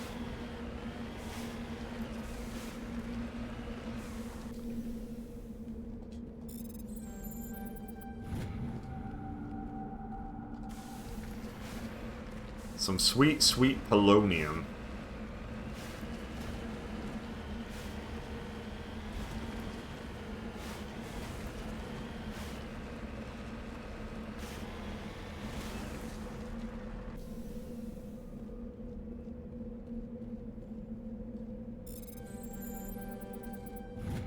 Medallion recovered. This down pod contained a League of One medallion. Its owner is nowhere to be found. Alright, now we'll deal with the Oberon Research Outpost.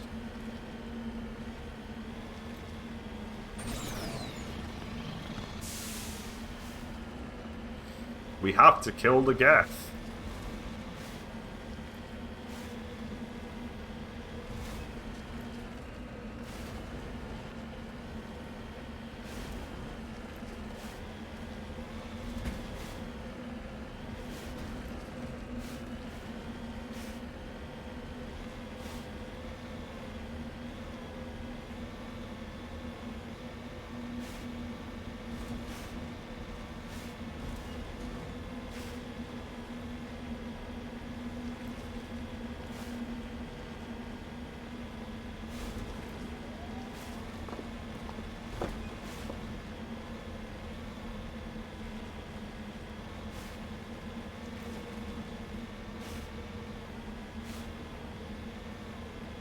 Just keep going higher and higher.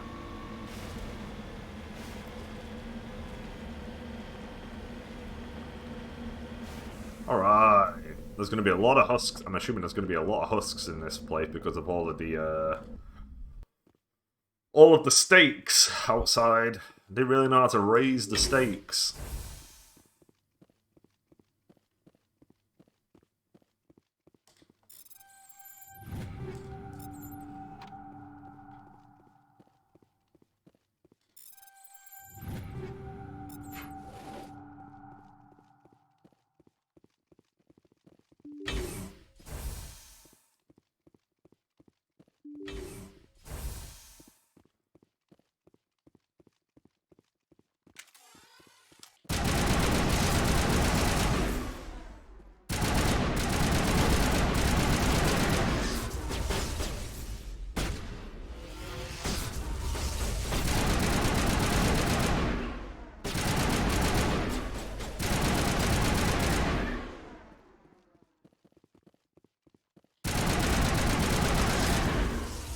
Nice.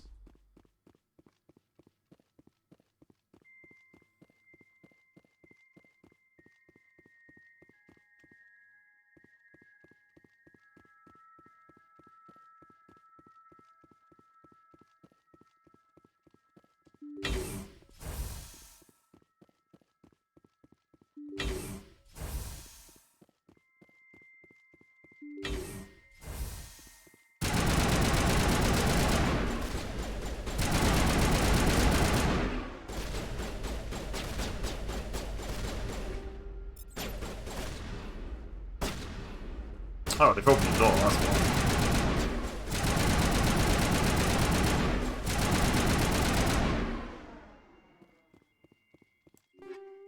Man, there's even more coming up.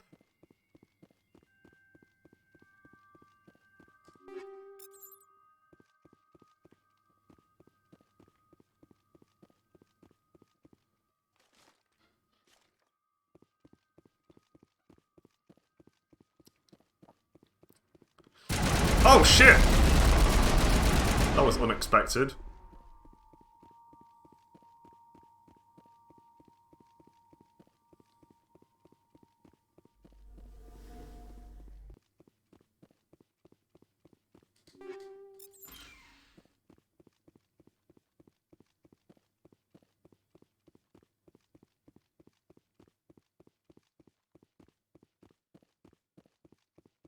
Right, so the gaffer here now.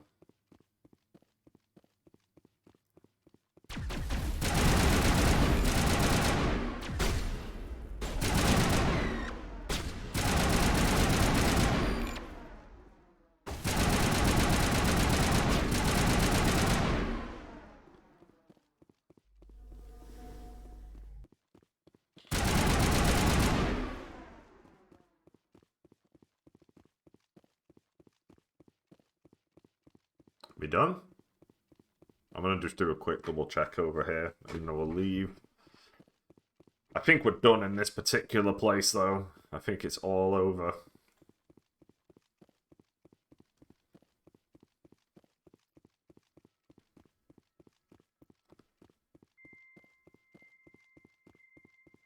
Oh, we still got one. We missed a crate. I'm gonna have to. I think after this place, though, I'm gonna have to sell some stuff.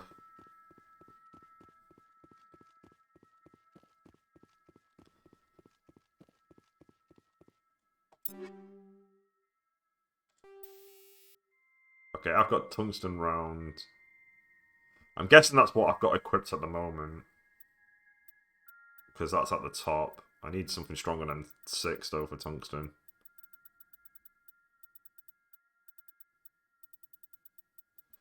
I mean, that for instance. Yeah, it puts whatever you've equipped at the top. Okay. Kinetic stabilizer 6. Oh, give me that. Combat scanner 5. Give me that. Infinitely better. What's this got? Tungsten rounds 5. Oh, we need higher than that.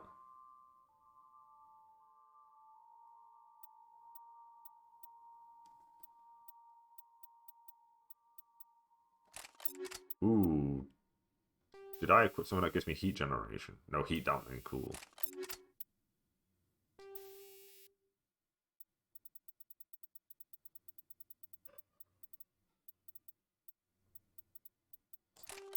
Okay.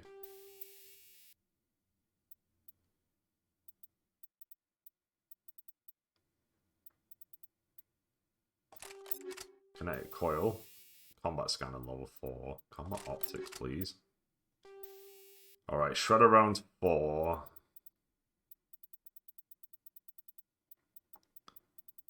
Again, we're fighting the gaff. Give me tungsten. Actually, give me that. Heat sink 2. 12% heat absorption.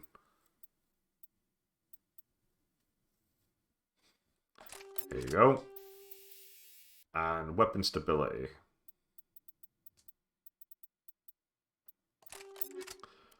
Wow, how infinitely better. What's this? High explosive 4.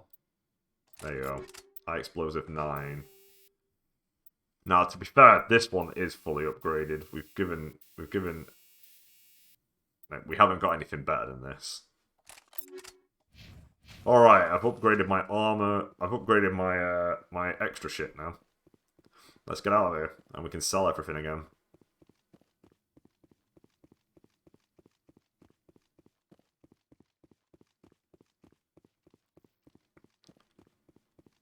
We're out of here, gamers.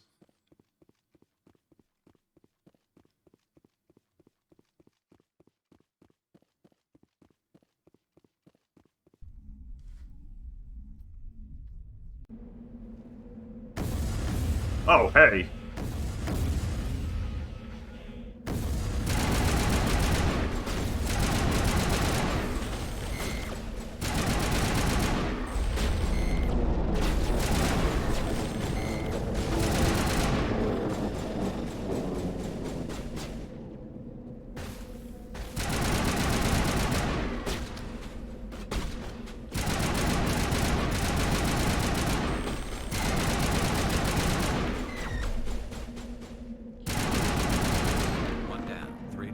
Nice. Thanks, Garrus. Right, so we have one of the team members will confirm how good we're doing. Good. Right, let's sell some shit before we go on to the next place. We're going to sell everything up to level 9 now. Because, boy, this inventory gets filled very quickly at this point.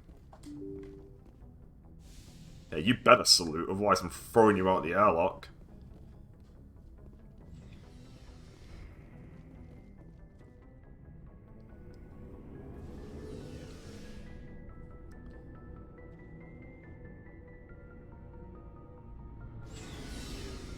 Hello, Alliance guy.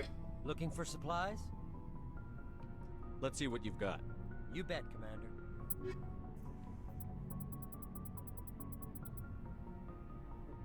I can buy everything at this point. Look how fucking expensive this shit is. Sell all junk.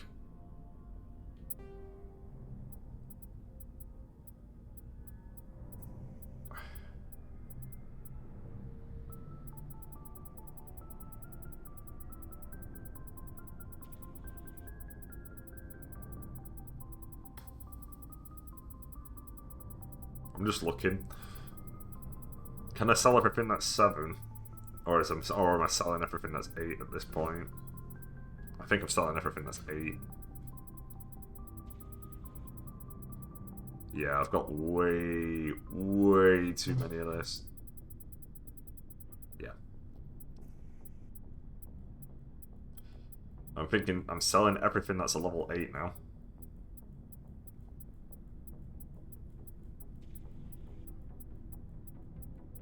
Because I've got too many of it.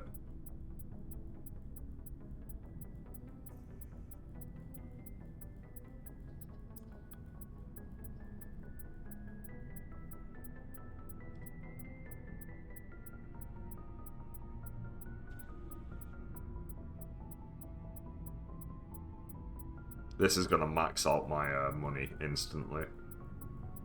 There's no way it doesn't.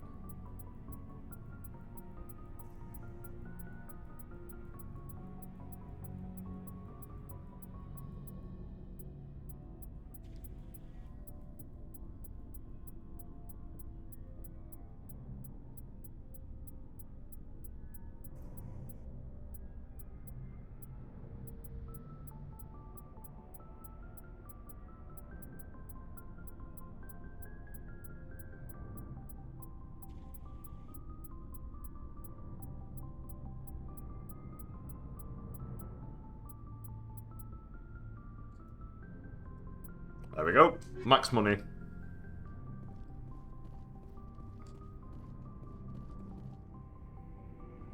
Easy peasy. Now that I'm at the top of the food chain when it comes to wealth.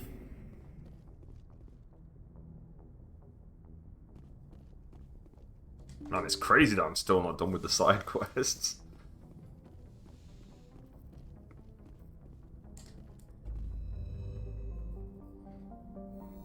I would have thought I'd be done by now.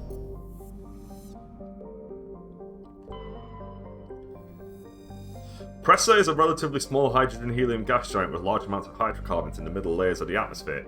When the Krogan rebellions ended 3 millennia ago, the Turian chief of naval operations, a distinguished soldier named Mercury, declared his immediate retirement. He disappeared into what was then uncharted territory. It was only 200 years ago that his ship was found on the surface Pressa's largest moon. It had landed gently and had been deliberately shut down. Of Admiral Mercury, however, no trace was ever found. Jun-4 is a large terrestrial planet with a thick atmosphere of carbon dioxide and chlorine. The surface is mainly composed of aluminum, with deposits of nickel. Surveyors found the ruins of a technical civilization near the equator, evidently the colony of an ancient spacefaring race. The ruins had subsided to almost nothing, merely wind-hollowed husks of archaeologies and other megastructures. In the centre of the ruins was a single column whose inscriptions defied translation for several centuries. When Asari linguists finally managed a translation, the elaborate relief carvings said merely, "Walk among these works and know our greatness." The crude scratches on the base of the reverse side said, "Monsters from the id." Matriarch's writings recovered. Scans revealed a wrecked freighter orbiting one of Jun-4's smaller moons. A recon team found no signs of life, but they did recover one of Matriarch Dillanaga's writings. Cool. Alright, World 2. Tereshkova.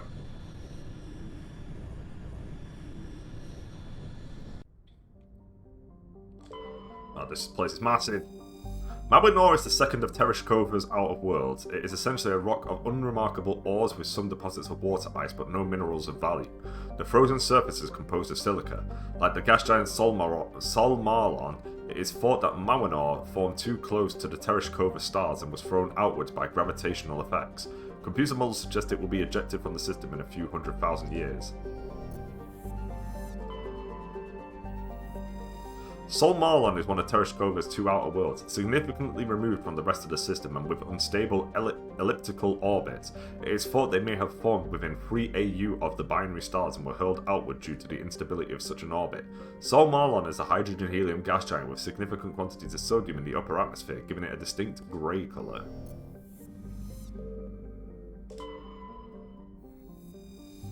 Begus is a terrestrial world with an atmosphere of chlorine and krypton. The surface is mainly composed of silicates with deposits of carbon. Begus has a low mass for its size and is tidally locked to the star Tereshkova A. The temperature difference between the sunward hot pole and the dark side cold pole creates a constant gale force winds across the terminator. Heavy metal surveyed while scanning this planet, he detected a large deposit of mercury. Cool. Hunsalra is a small hydrogen-helium gas giant. It has unusually large amounts of nitrogen in the upper atmosphere which glow purple when ionized by the solar wind. Hunsalra's convenience as a place to dump drive charge has left its orbit littered with debris, dumped overboard by visiting crews, visiting spelt wrong. Patamalrus's atmosphere is very similar to Venus in terms of pressure and temperature. Unlike Venus, however, Patamalrus's atmosphere has significant quantity of oxygen, both free and bound in sulfur dioxide. The surface is largely composed of magnesia with deposits of carbon. It is possible, if unlikely, that simple life may be developing on Patamalrus. Computer modelling suggests that the powerful solar winds from the Tereshkova stars would blow off Patamalrus's atmosphere in a few million years, lowering the temperature of the surface to minus 70 degrees. Heavy metal surveyed while scanning this planet, you found a small deposit of iridium. Anything in here? Ooh. Carbonaceous asteroid, a dark asteroid that makes carbonaceous materials. Medallion recovered. While scanning the asteroid field in the Tereshkova system, you picked up some anomalous readings. After some daring manoeuvring by Joker, a small team was able to recover some debris from one of the larger rocks. Among the items discovered was a League of One medallion. Here we go. Antibar is a cold terrestrial world with an atmosphere of methane and argon. Its frozen surface is mainly composed of iron with deposits of magnesium. The world has been noted as a possible target for long-term terraforming. If the atmosphere could be increased to the thickness of Earth's, the global average temperature would rise by 10 degrees Celsius. Antibar's combination of low temperatures, high-speed surface winds, and low visibility make it dangerous to explore on foot. But apparently it's a perfect place to live? What? Garrus, you love contradictions.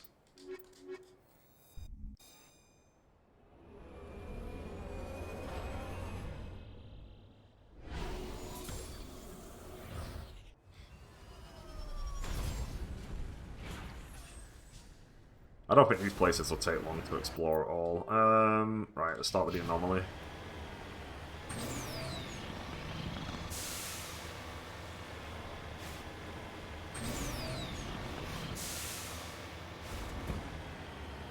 Oh, there's two anomalies.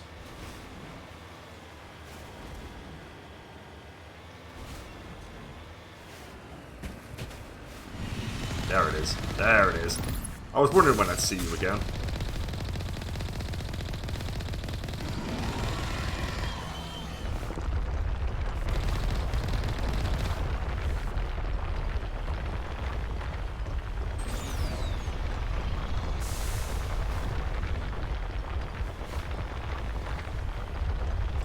Fuck, it's right on me.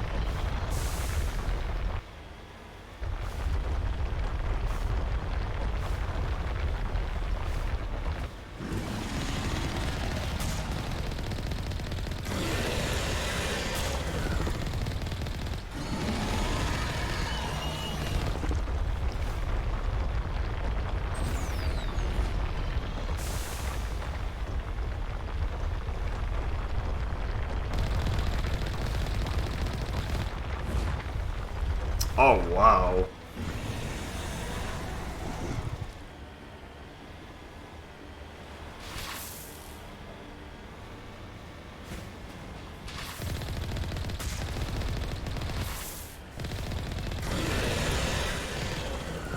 I'm being really dumb here. I'm not gonna lie, I'm being very stupid.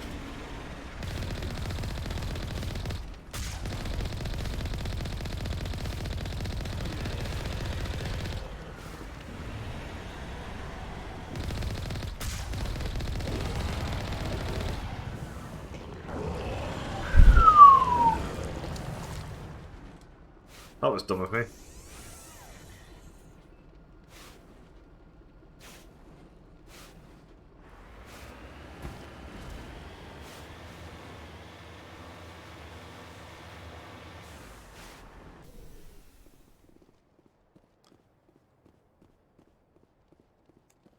Discovery. The vehicle and the human corpses showed a telltale signs of Geth weapons fire. The Geth had been mangled by the Thresher Maw. At least they got what was coming to them.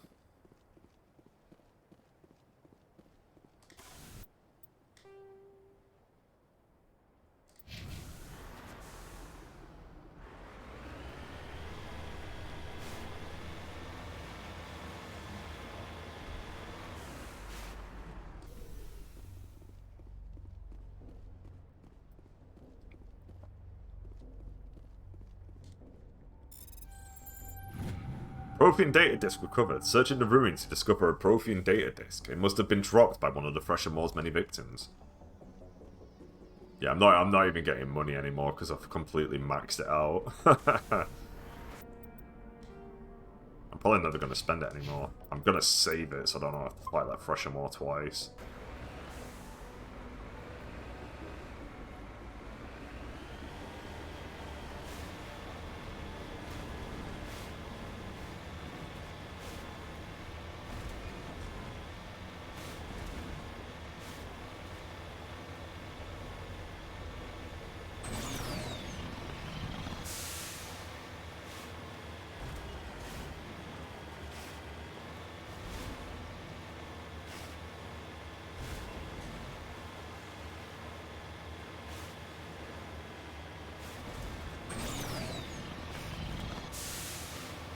Mineral? Can't resist.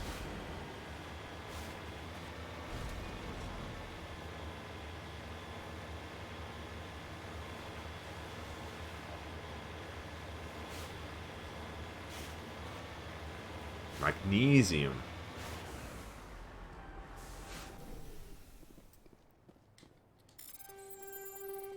No!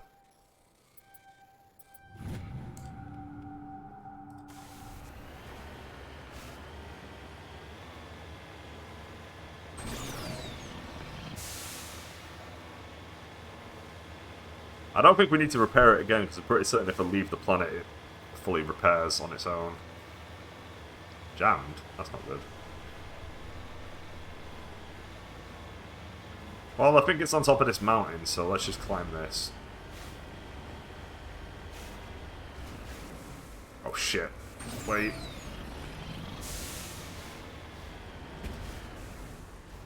Okay.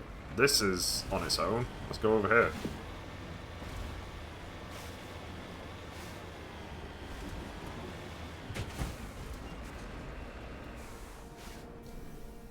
Huh.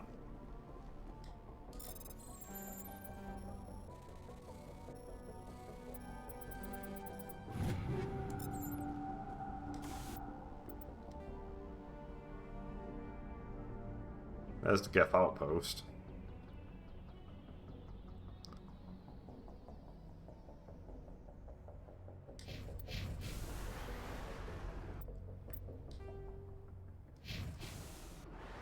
It's like over here?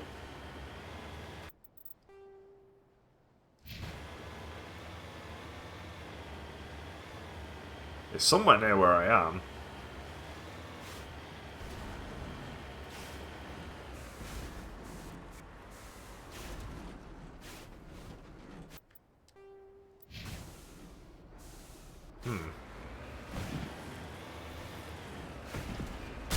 Whoops, wrong button. No, not the circle! There it is. Oh shit. Hey guys, let me just repair. I'll be back in 2 seconds.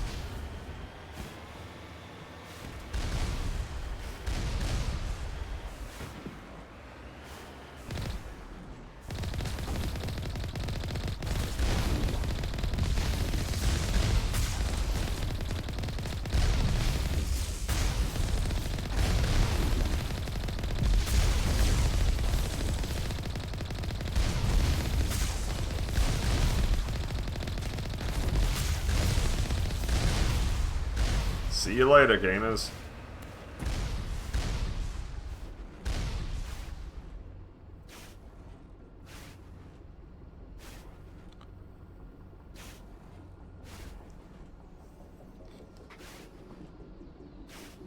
I always supported the tortoise in the slow and steady wins the race catalogue.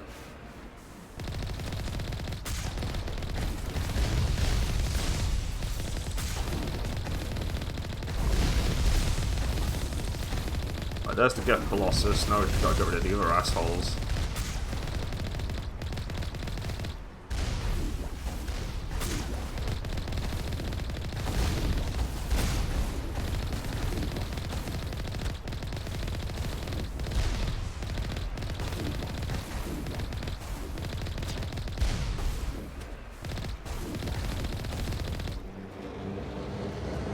Oh, there's more!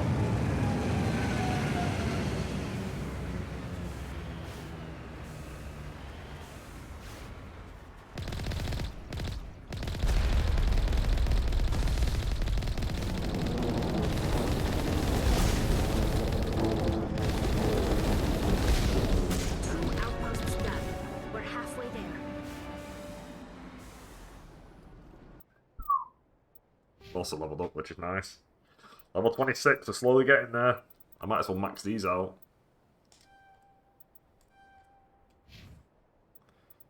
Garrus, you just focus on this.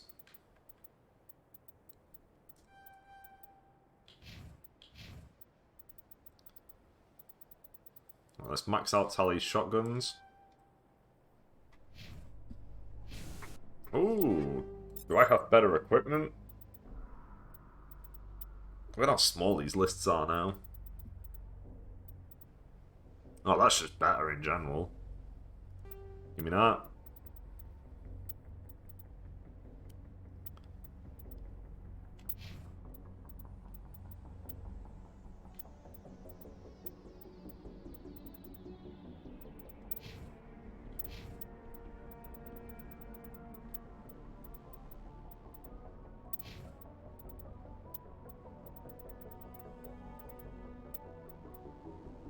That's better for you.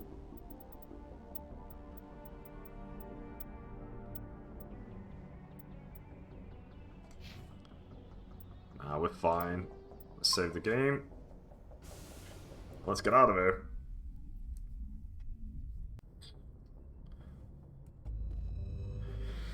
We're halfway.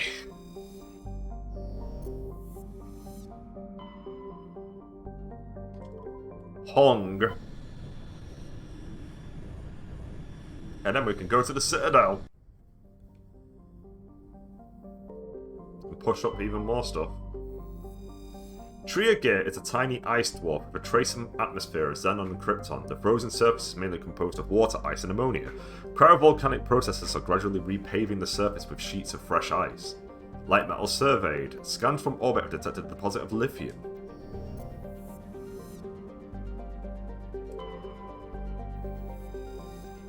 Peshaka is the standard hydrogen-helium gas giant. In the past, it was often used as a drive-discharge point for pirates raiding human settlements from the Terminus systems. In 2178, the Alliance set up a network of covert sensing devices on Peshaka's moons. Recordings of pirate FTL exit vectors over the course of 6 months led to the Alliance Navy to 8 major pirate anchorages.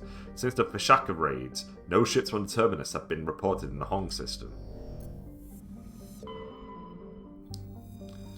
Matar is a terrestrial planet with a thick atmosphere composed of nitrogen and krypton. Its frigid surface is mainly composed of sodium oxide with deposits of copper. Because of noxious surface gases, explorers are warned to use extreme caution. Matar lacks a magnetic field. This makes it useless for discharging FTL drive cores in orbit.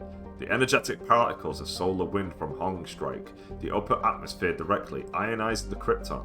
This gives the planet its distinctive minty green-white hue. Matriarch's writings recovered. Scans of Matar revealed debris from a destroyed Asari freighter. Further scans uncovered a body which was brought on board. Dr. Chakwas examined it but learned nothing about its origins. Among the Asari's personal effects, however, was one of Matriarch Dillinarga's writings. Okay, here's the next one. Caspin is a classic pre-Guardian terrestrial world with conditions similar to those on Earth millions of years ago. Its hot, humid atmosphere is mainly composed of nitrogen and carbon dioxide. An increasing amount of the surface is covered by simple lichen and algae. Should no unexpected calamity occur, these tiny plants will change the atmosphere to an Earth-like nitrogen-oxygen mix over the next few millennia. Due to its potential for future habitability and sapient life, Caspin has been designated a sanctuary world by the Citadel Council. Landing is prohibited by law, and any disturbance of the fragile young ecosystem will result in harsh fines and imprisonment. At present, the planet is passing through the debris trail of a long-period comet. Garrus, you love breaking Citadel law.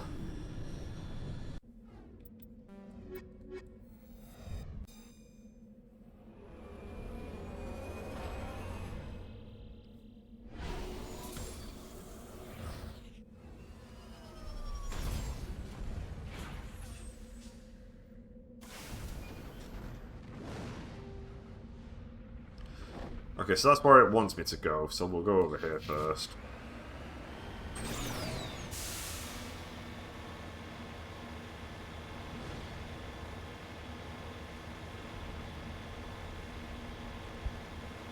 Another case of things falling through the sky.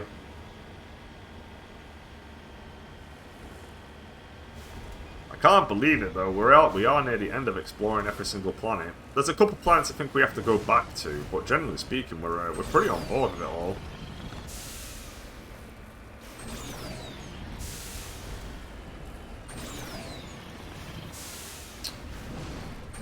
Are you gonna let me up? If I get over there, yes. Nice, nice, nice. Come on. A little bit more.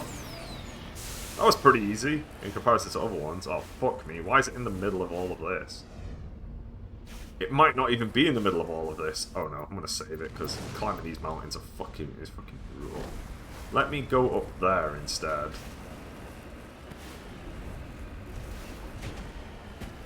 It's not, it's over there. I see the light and it burns.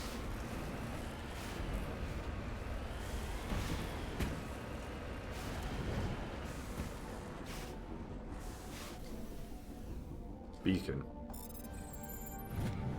ID tag recovered. Buried under the beacon was an identification tag for Captain Fian. There's no indication of why it was hidden here or who buried it in the first place. Alright, we've got one of them. Let's go here. Thank fuck, it was actually at the top of the mountain. I need to go over this part? You're gonna let me have this, gamers? Oh no. Oh no.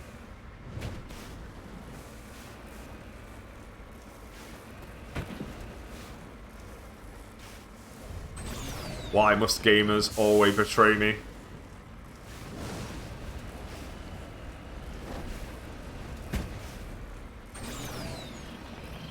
Come on, let me in.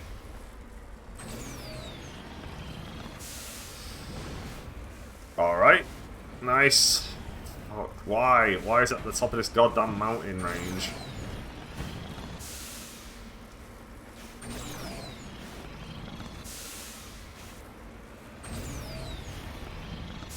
Man, these places suck. These planets are fucking rough to get across.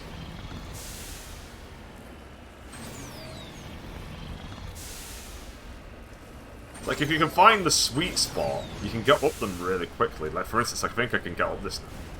But man, it takes a while to find that lovely sweet spot. Uh oh, there's some enemies over there. Near that anomaly. Oh god. Something's down here. Why are you at the bottom of all of this?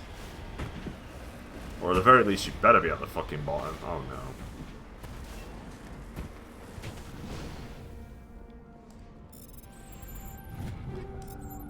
Alright, that's that done. Again, this place is pretty rough. The next place up is the anomaly, which has a bunch of enemies surrounding it.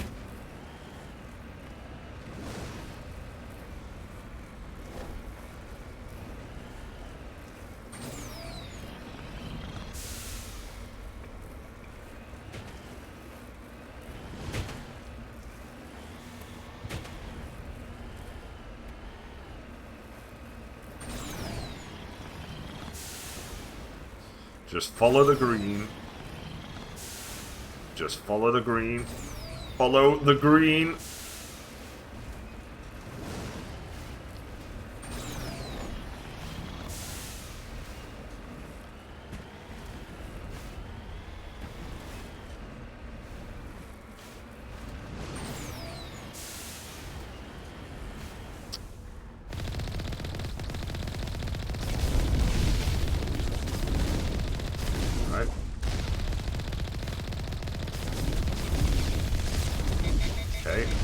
Well, gotta go. I'm just gonna hide here.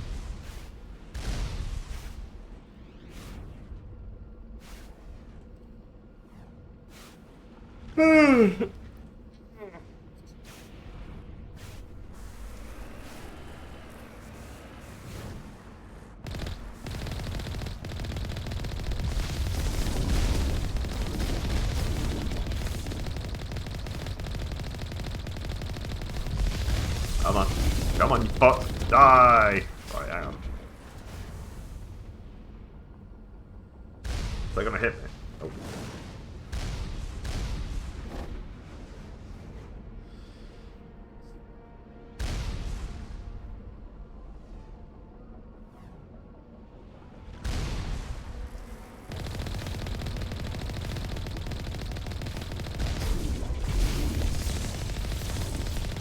Ha! Literally had like 1 health.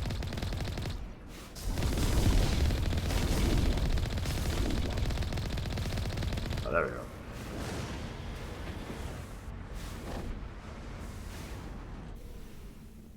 I did it. I killed them all. Discovery. The Geth array is transmitting regular data bursts on an encrypted channel using the Alliance's own FTL convoys. It's not clear where the data is being directed, nor the content of the signal. Well, that's off. Yeah, Outpost is next.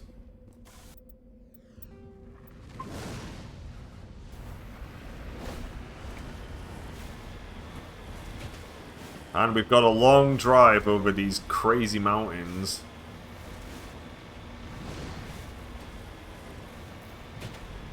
Oh god! It's fine. There's a mineral on the way. Shepard, could you stop trying to get people killed? No promises.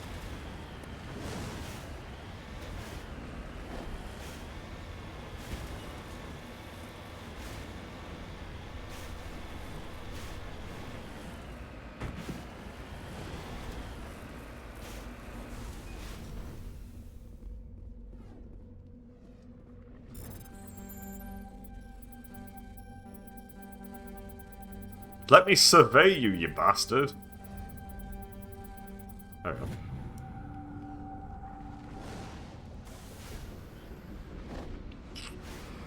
Alright, let's try and go up this way. I just need to get over this mountain ridge, I think. But for all I fucking know, it's at the top. Because it's always at the top of a mountain.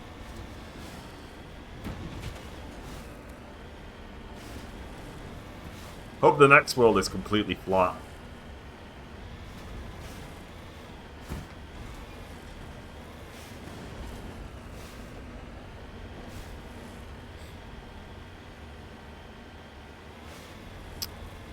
Well, we're jammed again. I don't think it's on top of a mountain. I must be near it. Yeah, I'm coming up to it now. Must be another case where they're all out in the open. Yep, here we go.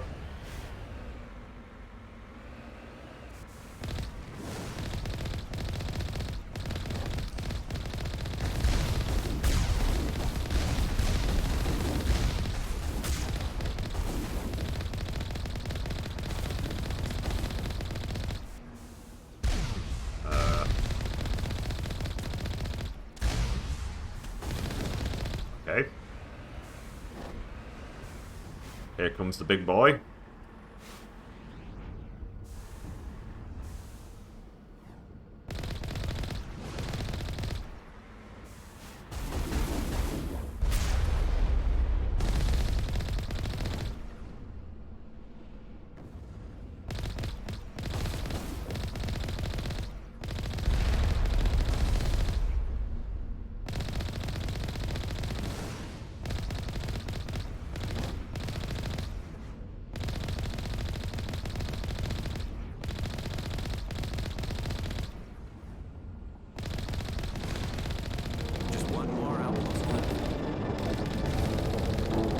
Well, that one was easy enough.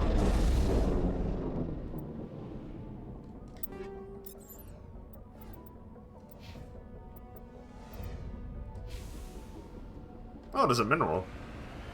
Oh, you're at the other side of the fucking mountain. I'll try and grab it. Oh, sure. You couldn't be on this side, could you? You had to be on the other side. Yeah, I think I've already got to it. Is it down here?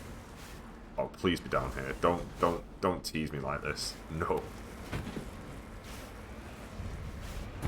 I think I just saw it. Hang on.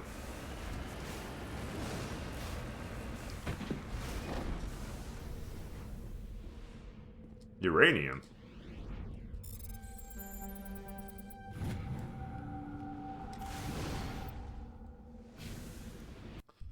Back to the Normandy.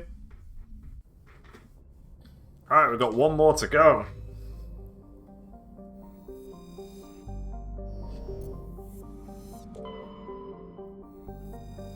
Pobal is an enormous terrestrial planet with a very dense atmosphere of carbon dioxide and sodium. The surface is scorching hot and mainly composed of sodium oxides and deposits of nickel.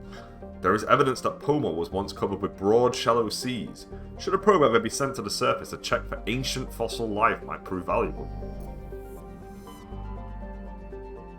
Vamshi.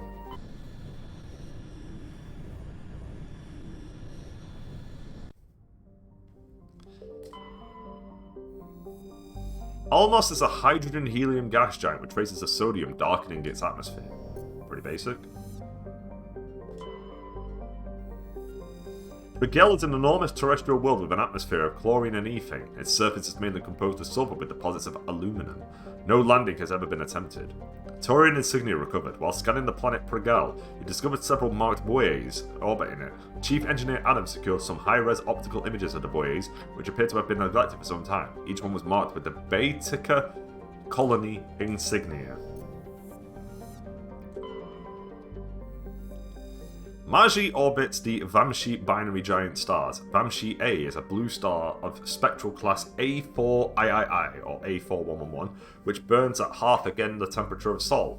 Vamshi B is an aging red giant of class M5111, over 220 times the size of Sol. Magi has a thin atmosphere of methane and carbon monoxide. The difference in temperature between the hemisphere facing the suns and that facing deep space causes constant wind, stirring the silica and sodium dust to the surface. Unsavory characters from the Terminus systems occasionally use Magi for forms of cruel sport, dumping slaves, hostages, quarreling shipmates, or even, when bored, vicious animals on the surface. One must kill the other before they will be rescued from the lethal radiation of the giant stars. Sounds like a great place to land again! Boy, I get the best planets!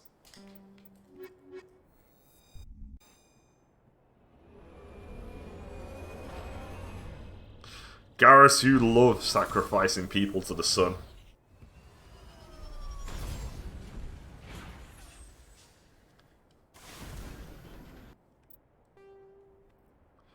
got? There's the outpost, so we start off with the anomaly. Something tells me there's a pressure more here. I could be wrong, but the threat of violent animals and stuff is pretty worrying.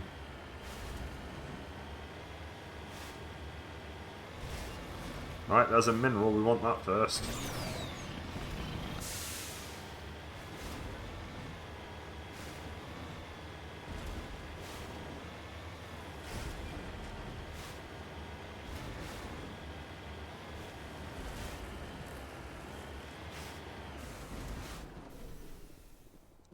Thorium.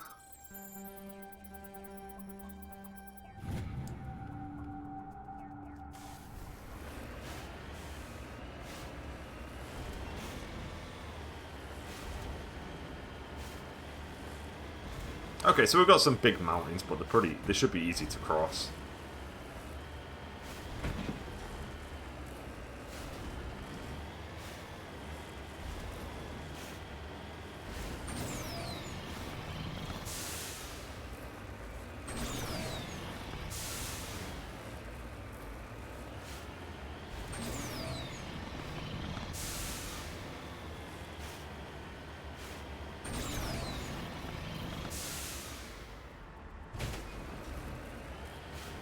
Alright, we've got two anomalies next to each other. Are they both on the map?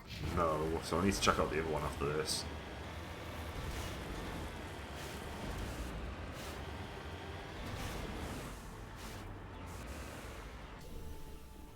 Ancient debris. Turian insignia recovered. This strange-looking sensor has some ancient graffiti scribbled on it. It appears to be marked with the Edessan colony insignia. Garrus, don't you find this stuff interesting? I'm literally picking up your some history for you.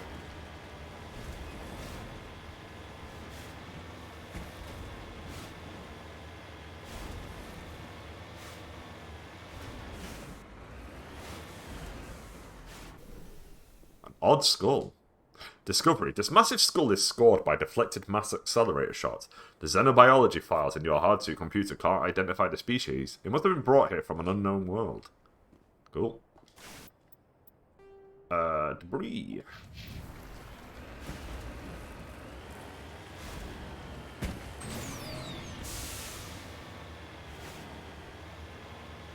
This world's pretty quick, which is nice.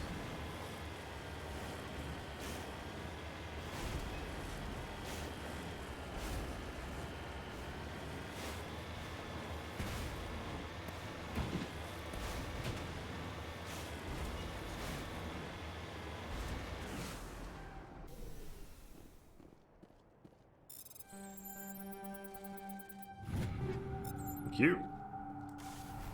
Alright, let's go deal with the outpost.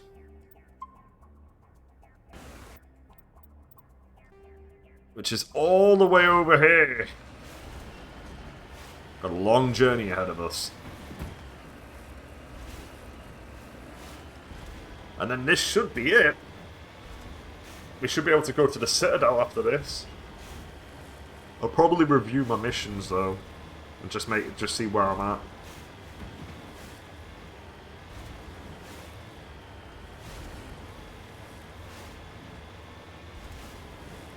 But generally speaking, the only missions I'll probably have outstanding are the mineral missions and probably the Taurian one. Oh, it's at the, of course it's at the top of here. Why wouldn't it? Why wouldn't it be on the ground?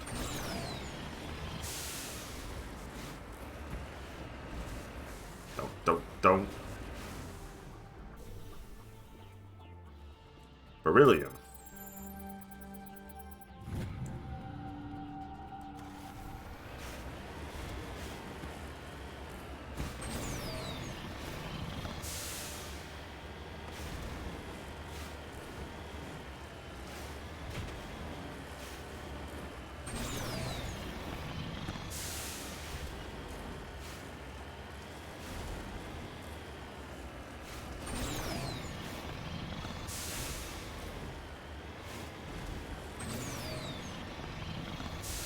More minerals.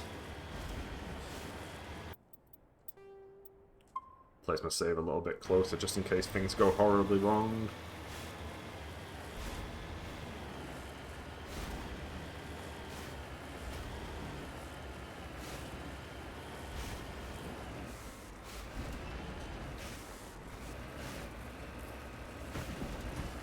don't know what's near me. Whatever it is, it's close. Ooh, my journal updated on that one. Is that the, have I done the fucking find all the minerals? Oh no, I've maxed out light minerals. Keep searching for minerals. Just keep going. To be fair, it's actually nearly done, the mineral one. I only need one more Solarian ID tag. And it's probably buried on some planet.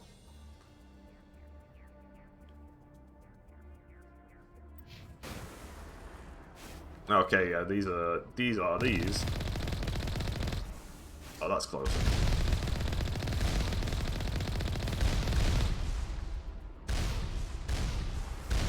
This ain't working, I've got to drive down and get closer. I missed.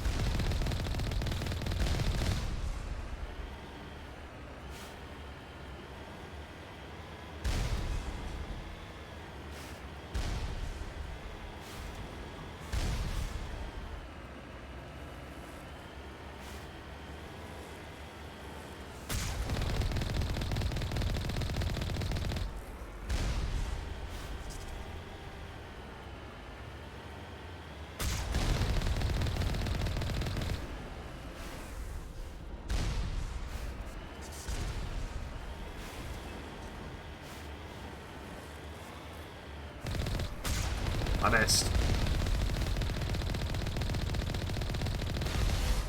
I'm assuming this one might be a building for me to enter. Oh no, it's jammed.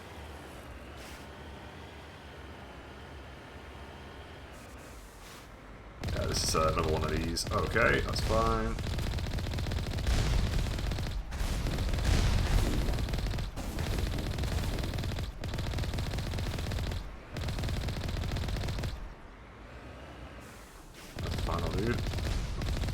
Okay, come on guys. Oh, it's Colossus!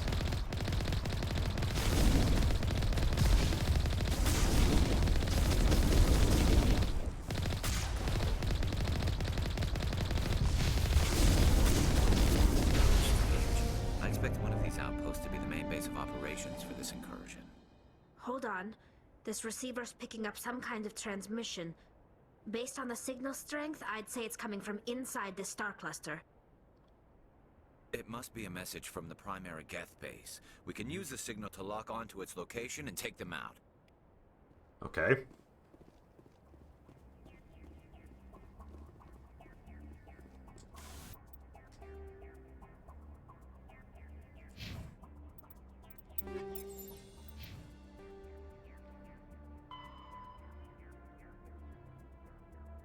The Grissom system.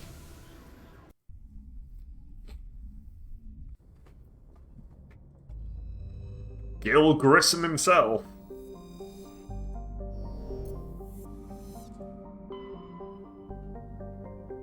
Oh, we have a new system here.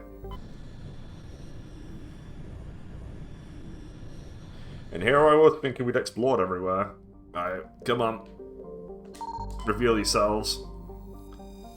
An asteroid composed of mixed metals and silicates. Rare element survey. Scans of the asteroid field revealed a small deposit of polonium. Anything else in this particular asteroid belt? Nope. Notan Ban is a hydrogen-helium gas giant with traces of ammonia. Molecular nitrogen is present in the highest levels of the atmosphere, giving the planet its odd violet tint. The upper levels of Notaban's atmosphere are inhabited by shoals of tiny ammonia-based life forms, no larger or more complex than the plankton of Earth's oceans. Held aloft by air pressure and wind, these bioluminescent creatures constantly flee from the approach of the Terminator. Well, I'd flee from the Terminator too. Should they be exposed to the light and heat of Grissom, they die. That's because Gil Grissom always captures his enemies. Warning, level 1 heat hazard. Solcrum is the largest moon of the gas giant Notan Ban. It has a trace atmosphere of krypton and xenon. The crust is composed of various metals with deposits of sodium.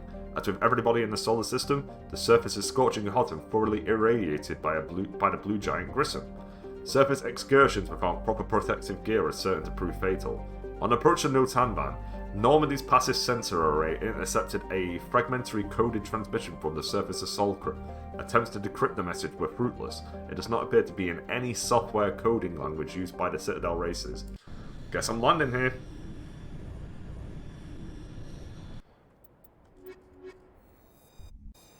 Garrus, you love moons. And here I was thinking we were nearly done. But there must be other planets and systems we've uncovered since the start of this. Alright, how are we looking? What have we got?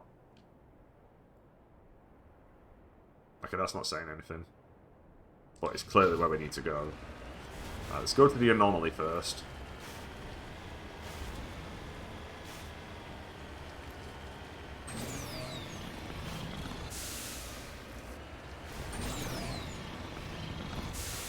Whoa! Oh my god, what a flip. Hell yeah. I'm the coolest motherfucker around.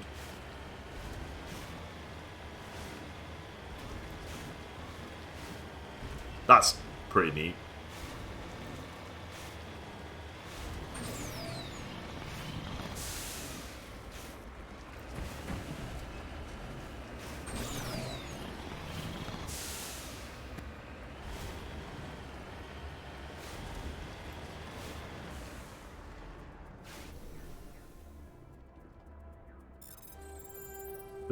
This will be writings. It's an Asari item. Matriarch's writings recovered. There were several artifacts stored here, all worthless except for one of Matriarch Dylan Arger's writings. Whether it was uncovered at this dig site or elsewhere is unclear. Next up is the debris.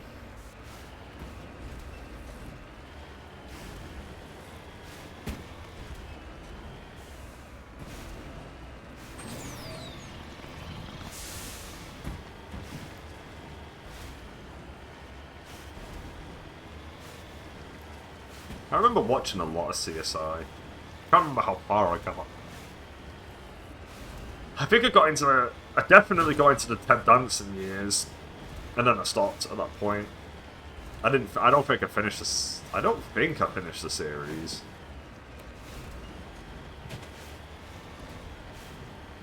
I got pretty close though.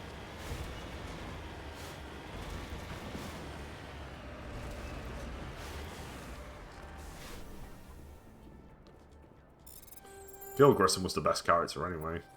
As much as I think Ted Danson is great in Cheers. Definitely better than Lawrence Fishburne. Lawrence Fishburne was a bad choice. Which is weird, because you'd think Lawrence Fishburne would be a good choice, but they just made him... By making him an amateur, and then making him the main character, it just literally didn't work. Lawrence Fishburne did a great job in Hannibal, on the other hand. Because he was already he had the experience of being in charge, so it made complete sense. Although, admittedly, Hannibal is incredibly well acted, but some of the characters make some really, really weird decisions that don't make sense.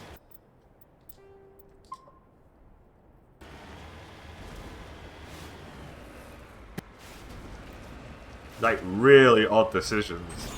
Such as, why don't you just shoot and kill Hannibal? Would be the best question I have. Just kill him.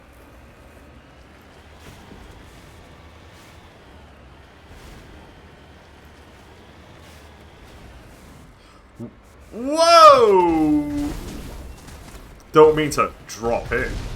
Actually, shit, these are Geth Colossuses. Well, I just killed something.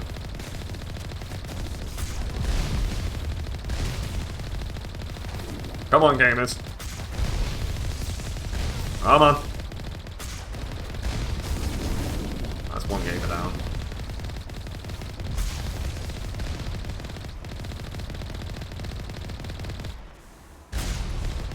I missed.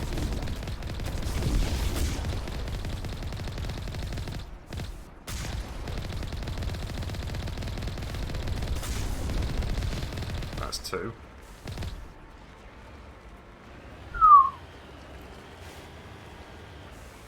That was well defended. Let me go in.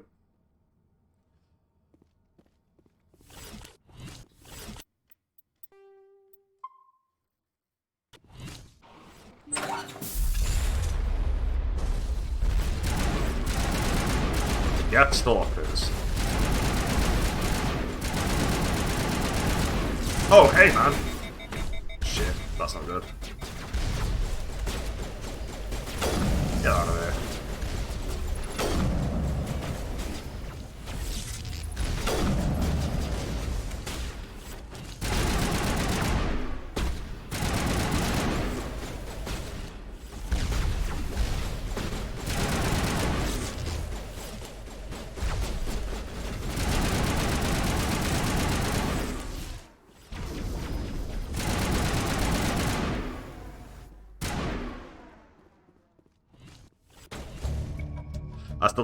As the last Geth falls, you hear music from across the room.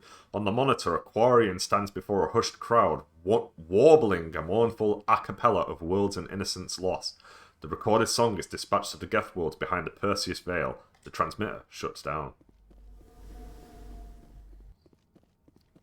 Well, that seems to be the end of the quest, but we might have to speak to Hackett as well.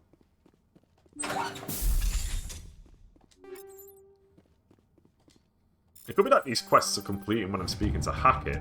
We discover a number of encrypted Geth data files. In the proper hands, they could reveal much about the evolution of the Geth since the banishment of the Quarians.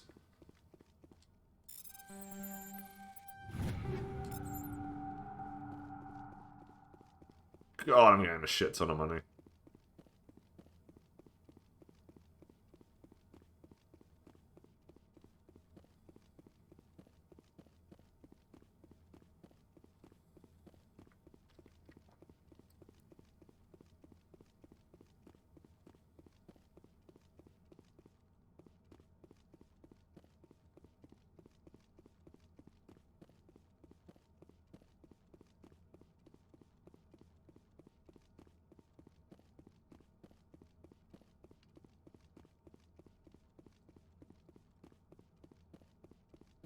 Alright, we can get out of here.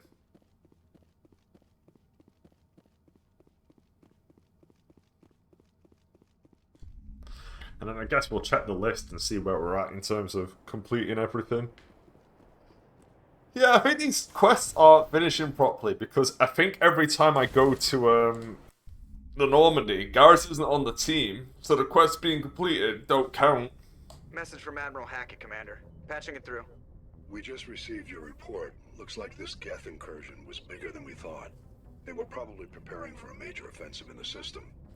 We're increasing patrols in the Armstrong cluster to make sure they can't establish another foothold in the region. Nice job, Shepard. You saved a lot of human lives on this mission. Hack it out.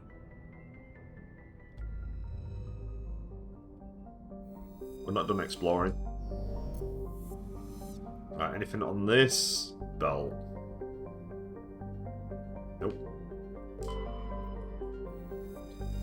Xyrux's nitrogen-argon atmosphere is being blasted away by the solar wind of the blue giant Grissom. Its surface consists of seas of loose silica dust, some kilometers deep, which periodically swirl into global sandstorms. Many unmanned probes to Xyrux have been lost over the years, though investigation has attributed all to mechanical failure or computational error. A popular extranet meme insists the entire planet is composed of dormant nanotechnology, created millennia ago by a race even more advanced than the Protheans. According to the story, Xyrux's silica dust actually disassembler robots which periodically awaken to defend themselves. Though discounted by every reputable scientist, this theory has been popularized by a series of sensationalistic texts by a sorry author, Delsey Orfinsa. Light metal surveyed while scanning this planet detected a large amount of beryllium on a small nearby moon. Bender has a dense atmosphere of sulfur dioxide and chlorine, though technically classified as a terrestrial world, but the surface of the planet has never been cooled enough for a crust to form. It is a global sea of molten rock. Like Xyrux, its atmosphere is being blasted away by the solar wind. Once its thick atmosphere is gone, Bender's surface will be a mere 400-degree sea. Medallion recovered. Scans of Bender uncovered an ancient Stellarian vessel. A small team was dispatched to search for valuables. The only item of value recovered was a League of One medallion. Okay, well that's all done. Oh my god, dare I say it, am I heading back? Not yet. Let me check out my journal. How are we looking here? Tallying the geth. Ooh, we done there. Oh, that's my thing for... Okay, let's go speak... We'll deal with all of these. Let's go speak with Tally first, because that's what the game wants me to do. Oh my god, please. Please. Man, I really do just need to buy a new pad. I'm gonna need to buy one before Yakuza 3, because Yakuza 3 is very sensitive.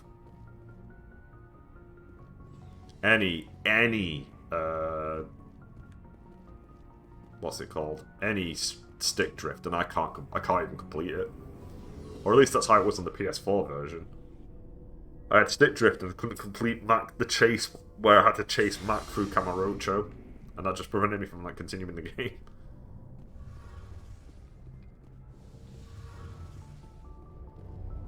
Final Fantasy 12 is also very sensitive. Shepard, I need to talk to you. It's important. Is something wrong? You know the data you took from those Geth control nodes? The information you uploaded to Alliance Control? I want a copy of it. You want to bring this data back to the migrant fleet? Those files have information that could be vital to our efforts to understand the Geth. It could be the key to helping us reclaim our homeworld.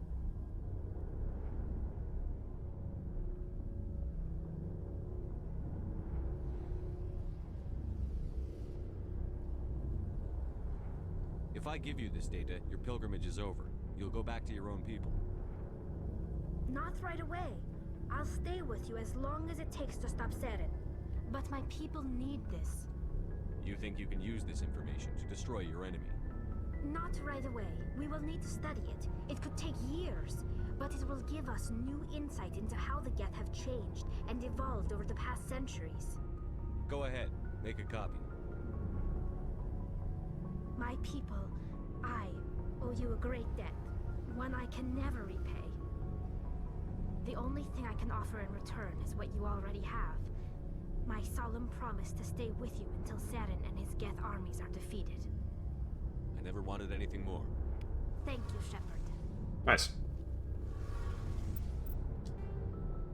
Alright, that's done. Next. Oh, Rex. Let's go speak with Rex. I guess I'll talk with Garrus as well. He might have something to say. Commander, I wanted to thank you. What for, Garrus? For everything. Taking me with you, letting me be part of your team. I've learned a lot. I've thought a lot about what you've told me. About not sacrificing innocence to achieve the goal. About finding the best way through, not just the fastest. And I've been thinking about Dr. Saleon, too. I'd convinced myself that he deserved to die, but then I started thinking about why I wanted him dead. I realized it wasn't because of what he did to those people. That was part of it, but I think most of it was because he got away from me. He escaped under my watch, and I didn't like that. I let it become personal. Words mean nothing until you turn them into action, Garrus. What are you going to do about it? Well, I'm going back to CSEC. I think I can make a difference there. I'll also reapply for Spectre training, but I'll do it right. I won't compromise myself to get there. If the people I'm sworn to protect can't trust me, then I don't deserve to be the one protecting them. I'm glad you see it that way. Keep that in mind when we meet Saren. Don't worry, Commander. He doesn't do either of those things. He just becomes an absolute madman instead. Never a dull moment with you, Shepard.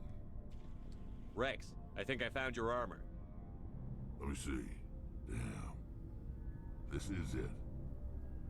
Hard to believe my ancestors wore this piece of crap. But at least it's back where it belongs. Thanks, Shepard. I might be starting to like you after all.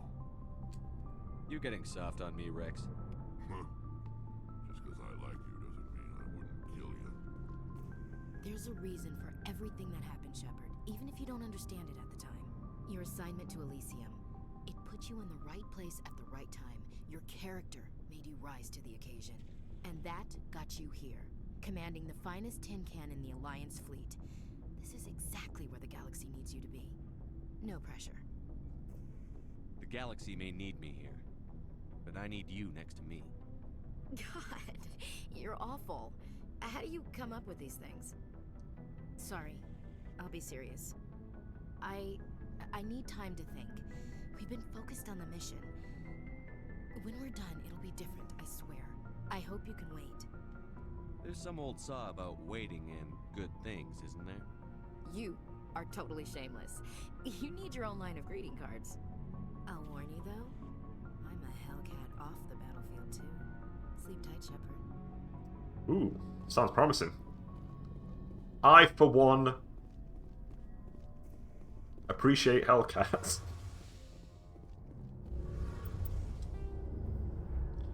Maybe I'll go speak with Liara as well. Let me check out the journal. What else we got? Speak to... Okay, that's go... That's... Okay, so let's go back to Citadel.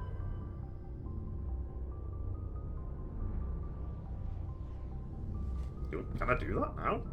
I've been everywhere. Unless that's... Maybe that's where the final place is. I'm probably going to wrap up in a second anyway. But I do want to know what I can do versus what I can't do.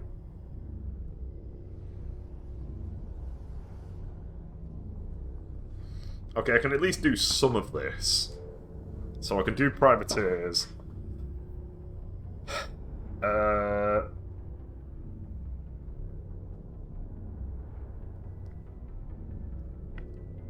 That's soon. What are we doing here? Speak to Shells. Oh, I need to deal with that. Okay. Eleanor. Okay. And the survey team.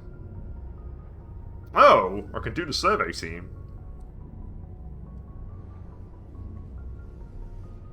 Oh, must have missed that. Shit. Look at all these ticks.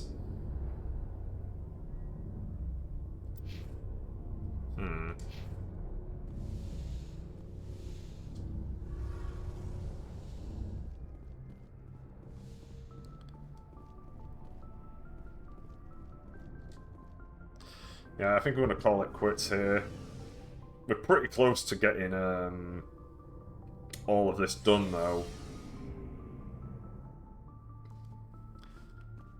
Like, way, way close to finishing every single side quest.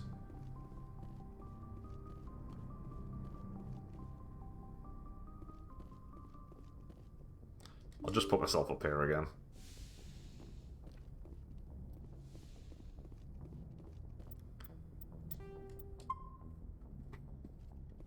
We're also pushing forward on the Ashley romance as well. But yeah, that's it for me for now. I'll be back in a couple hours where we'll work our way through the rest of this, hopefully. Either we finish this today or we finish it tomorrow, but I'm enjoying myself. I'm having a great time. And hopefully I'll see you back here for more Mass Effect 1. See you later.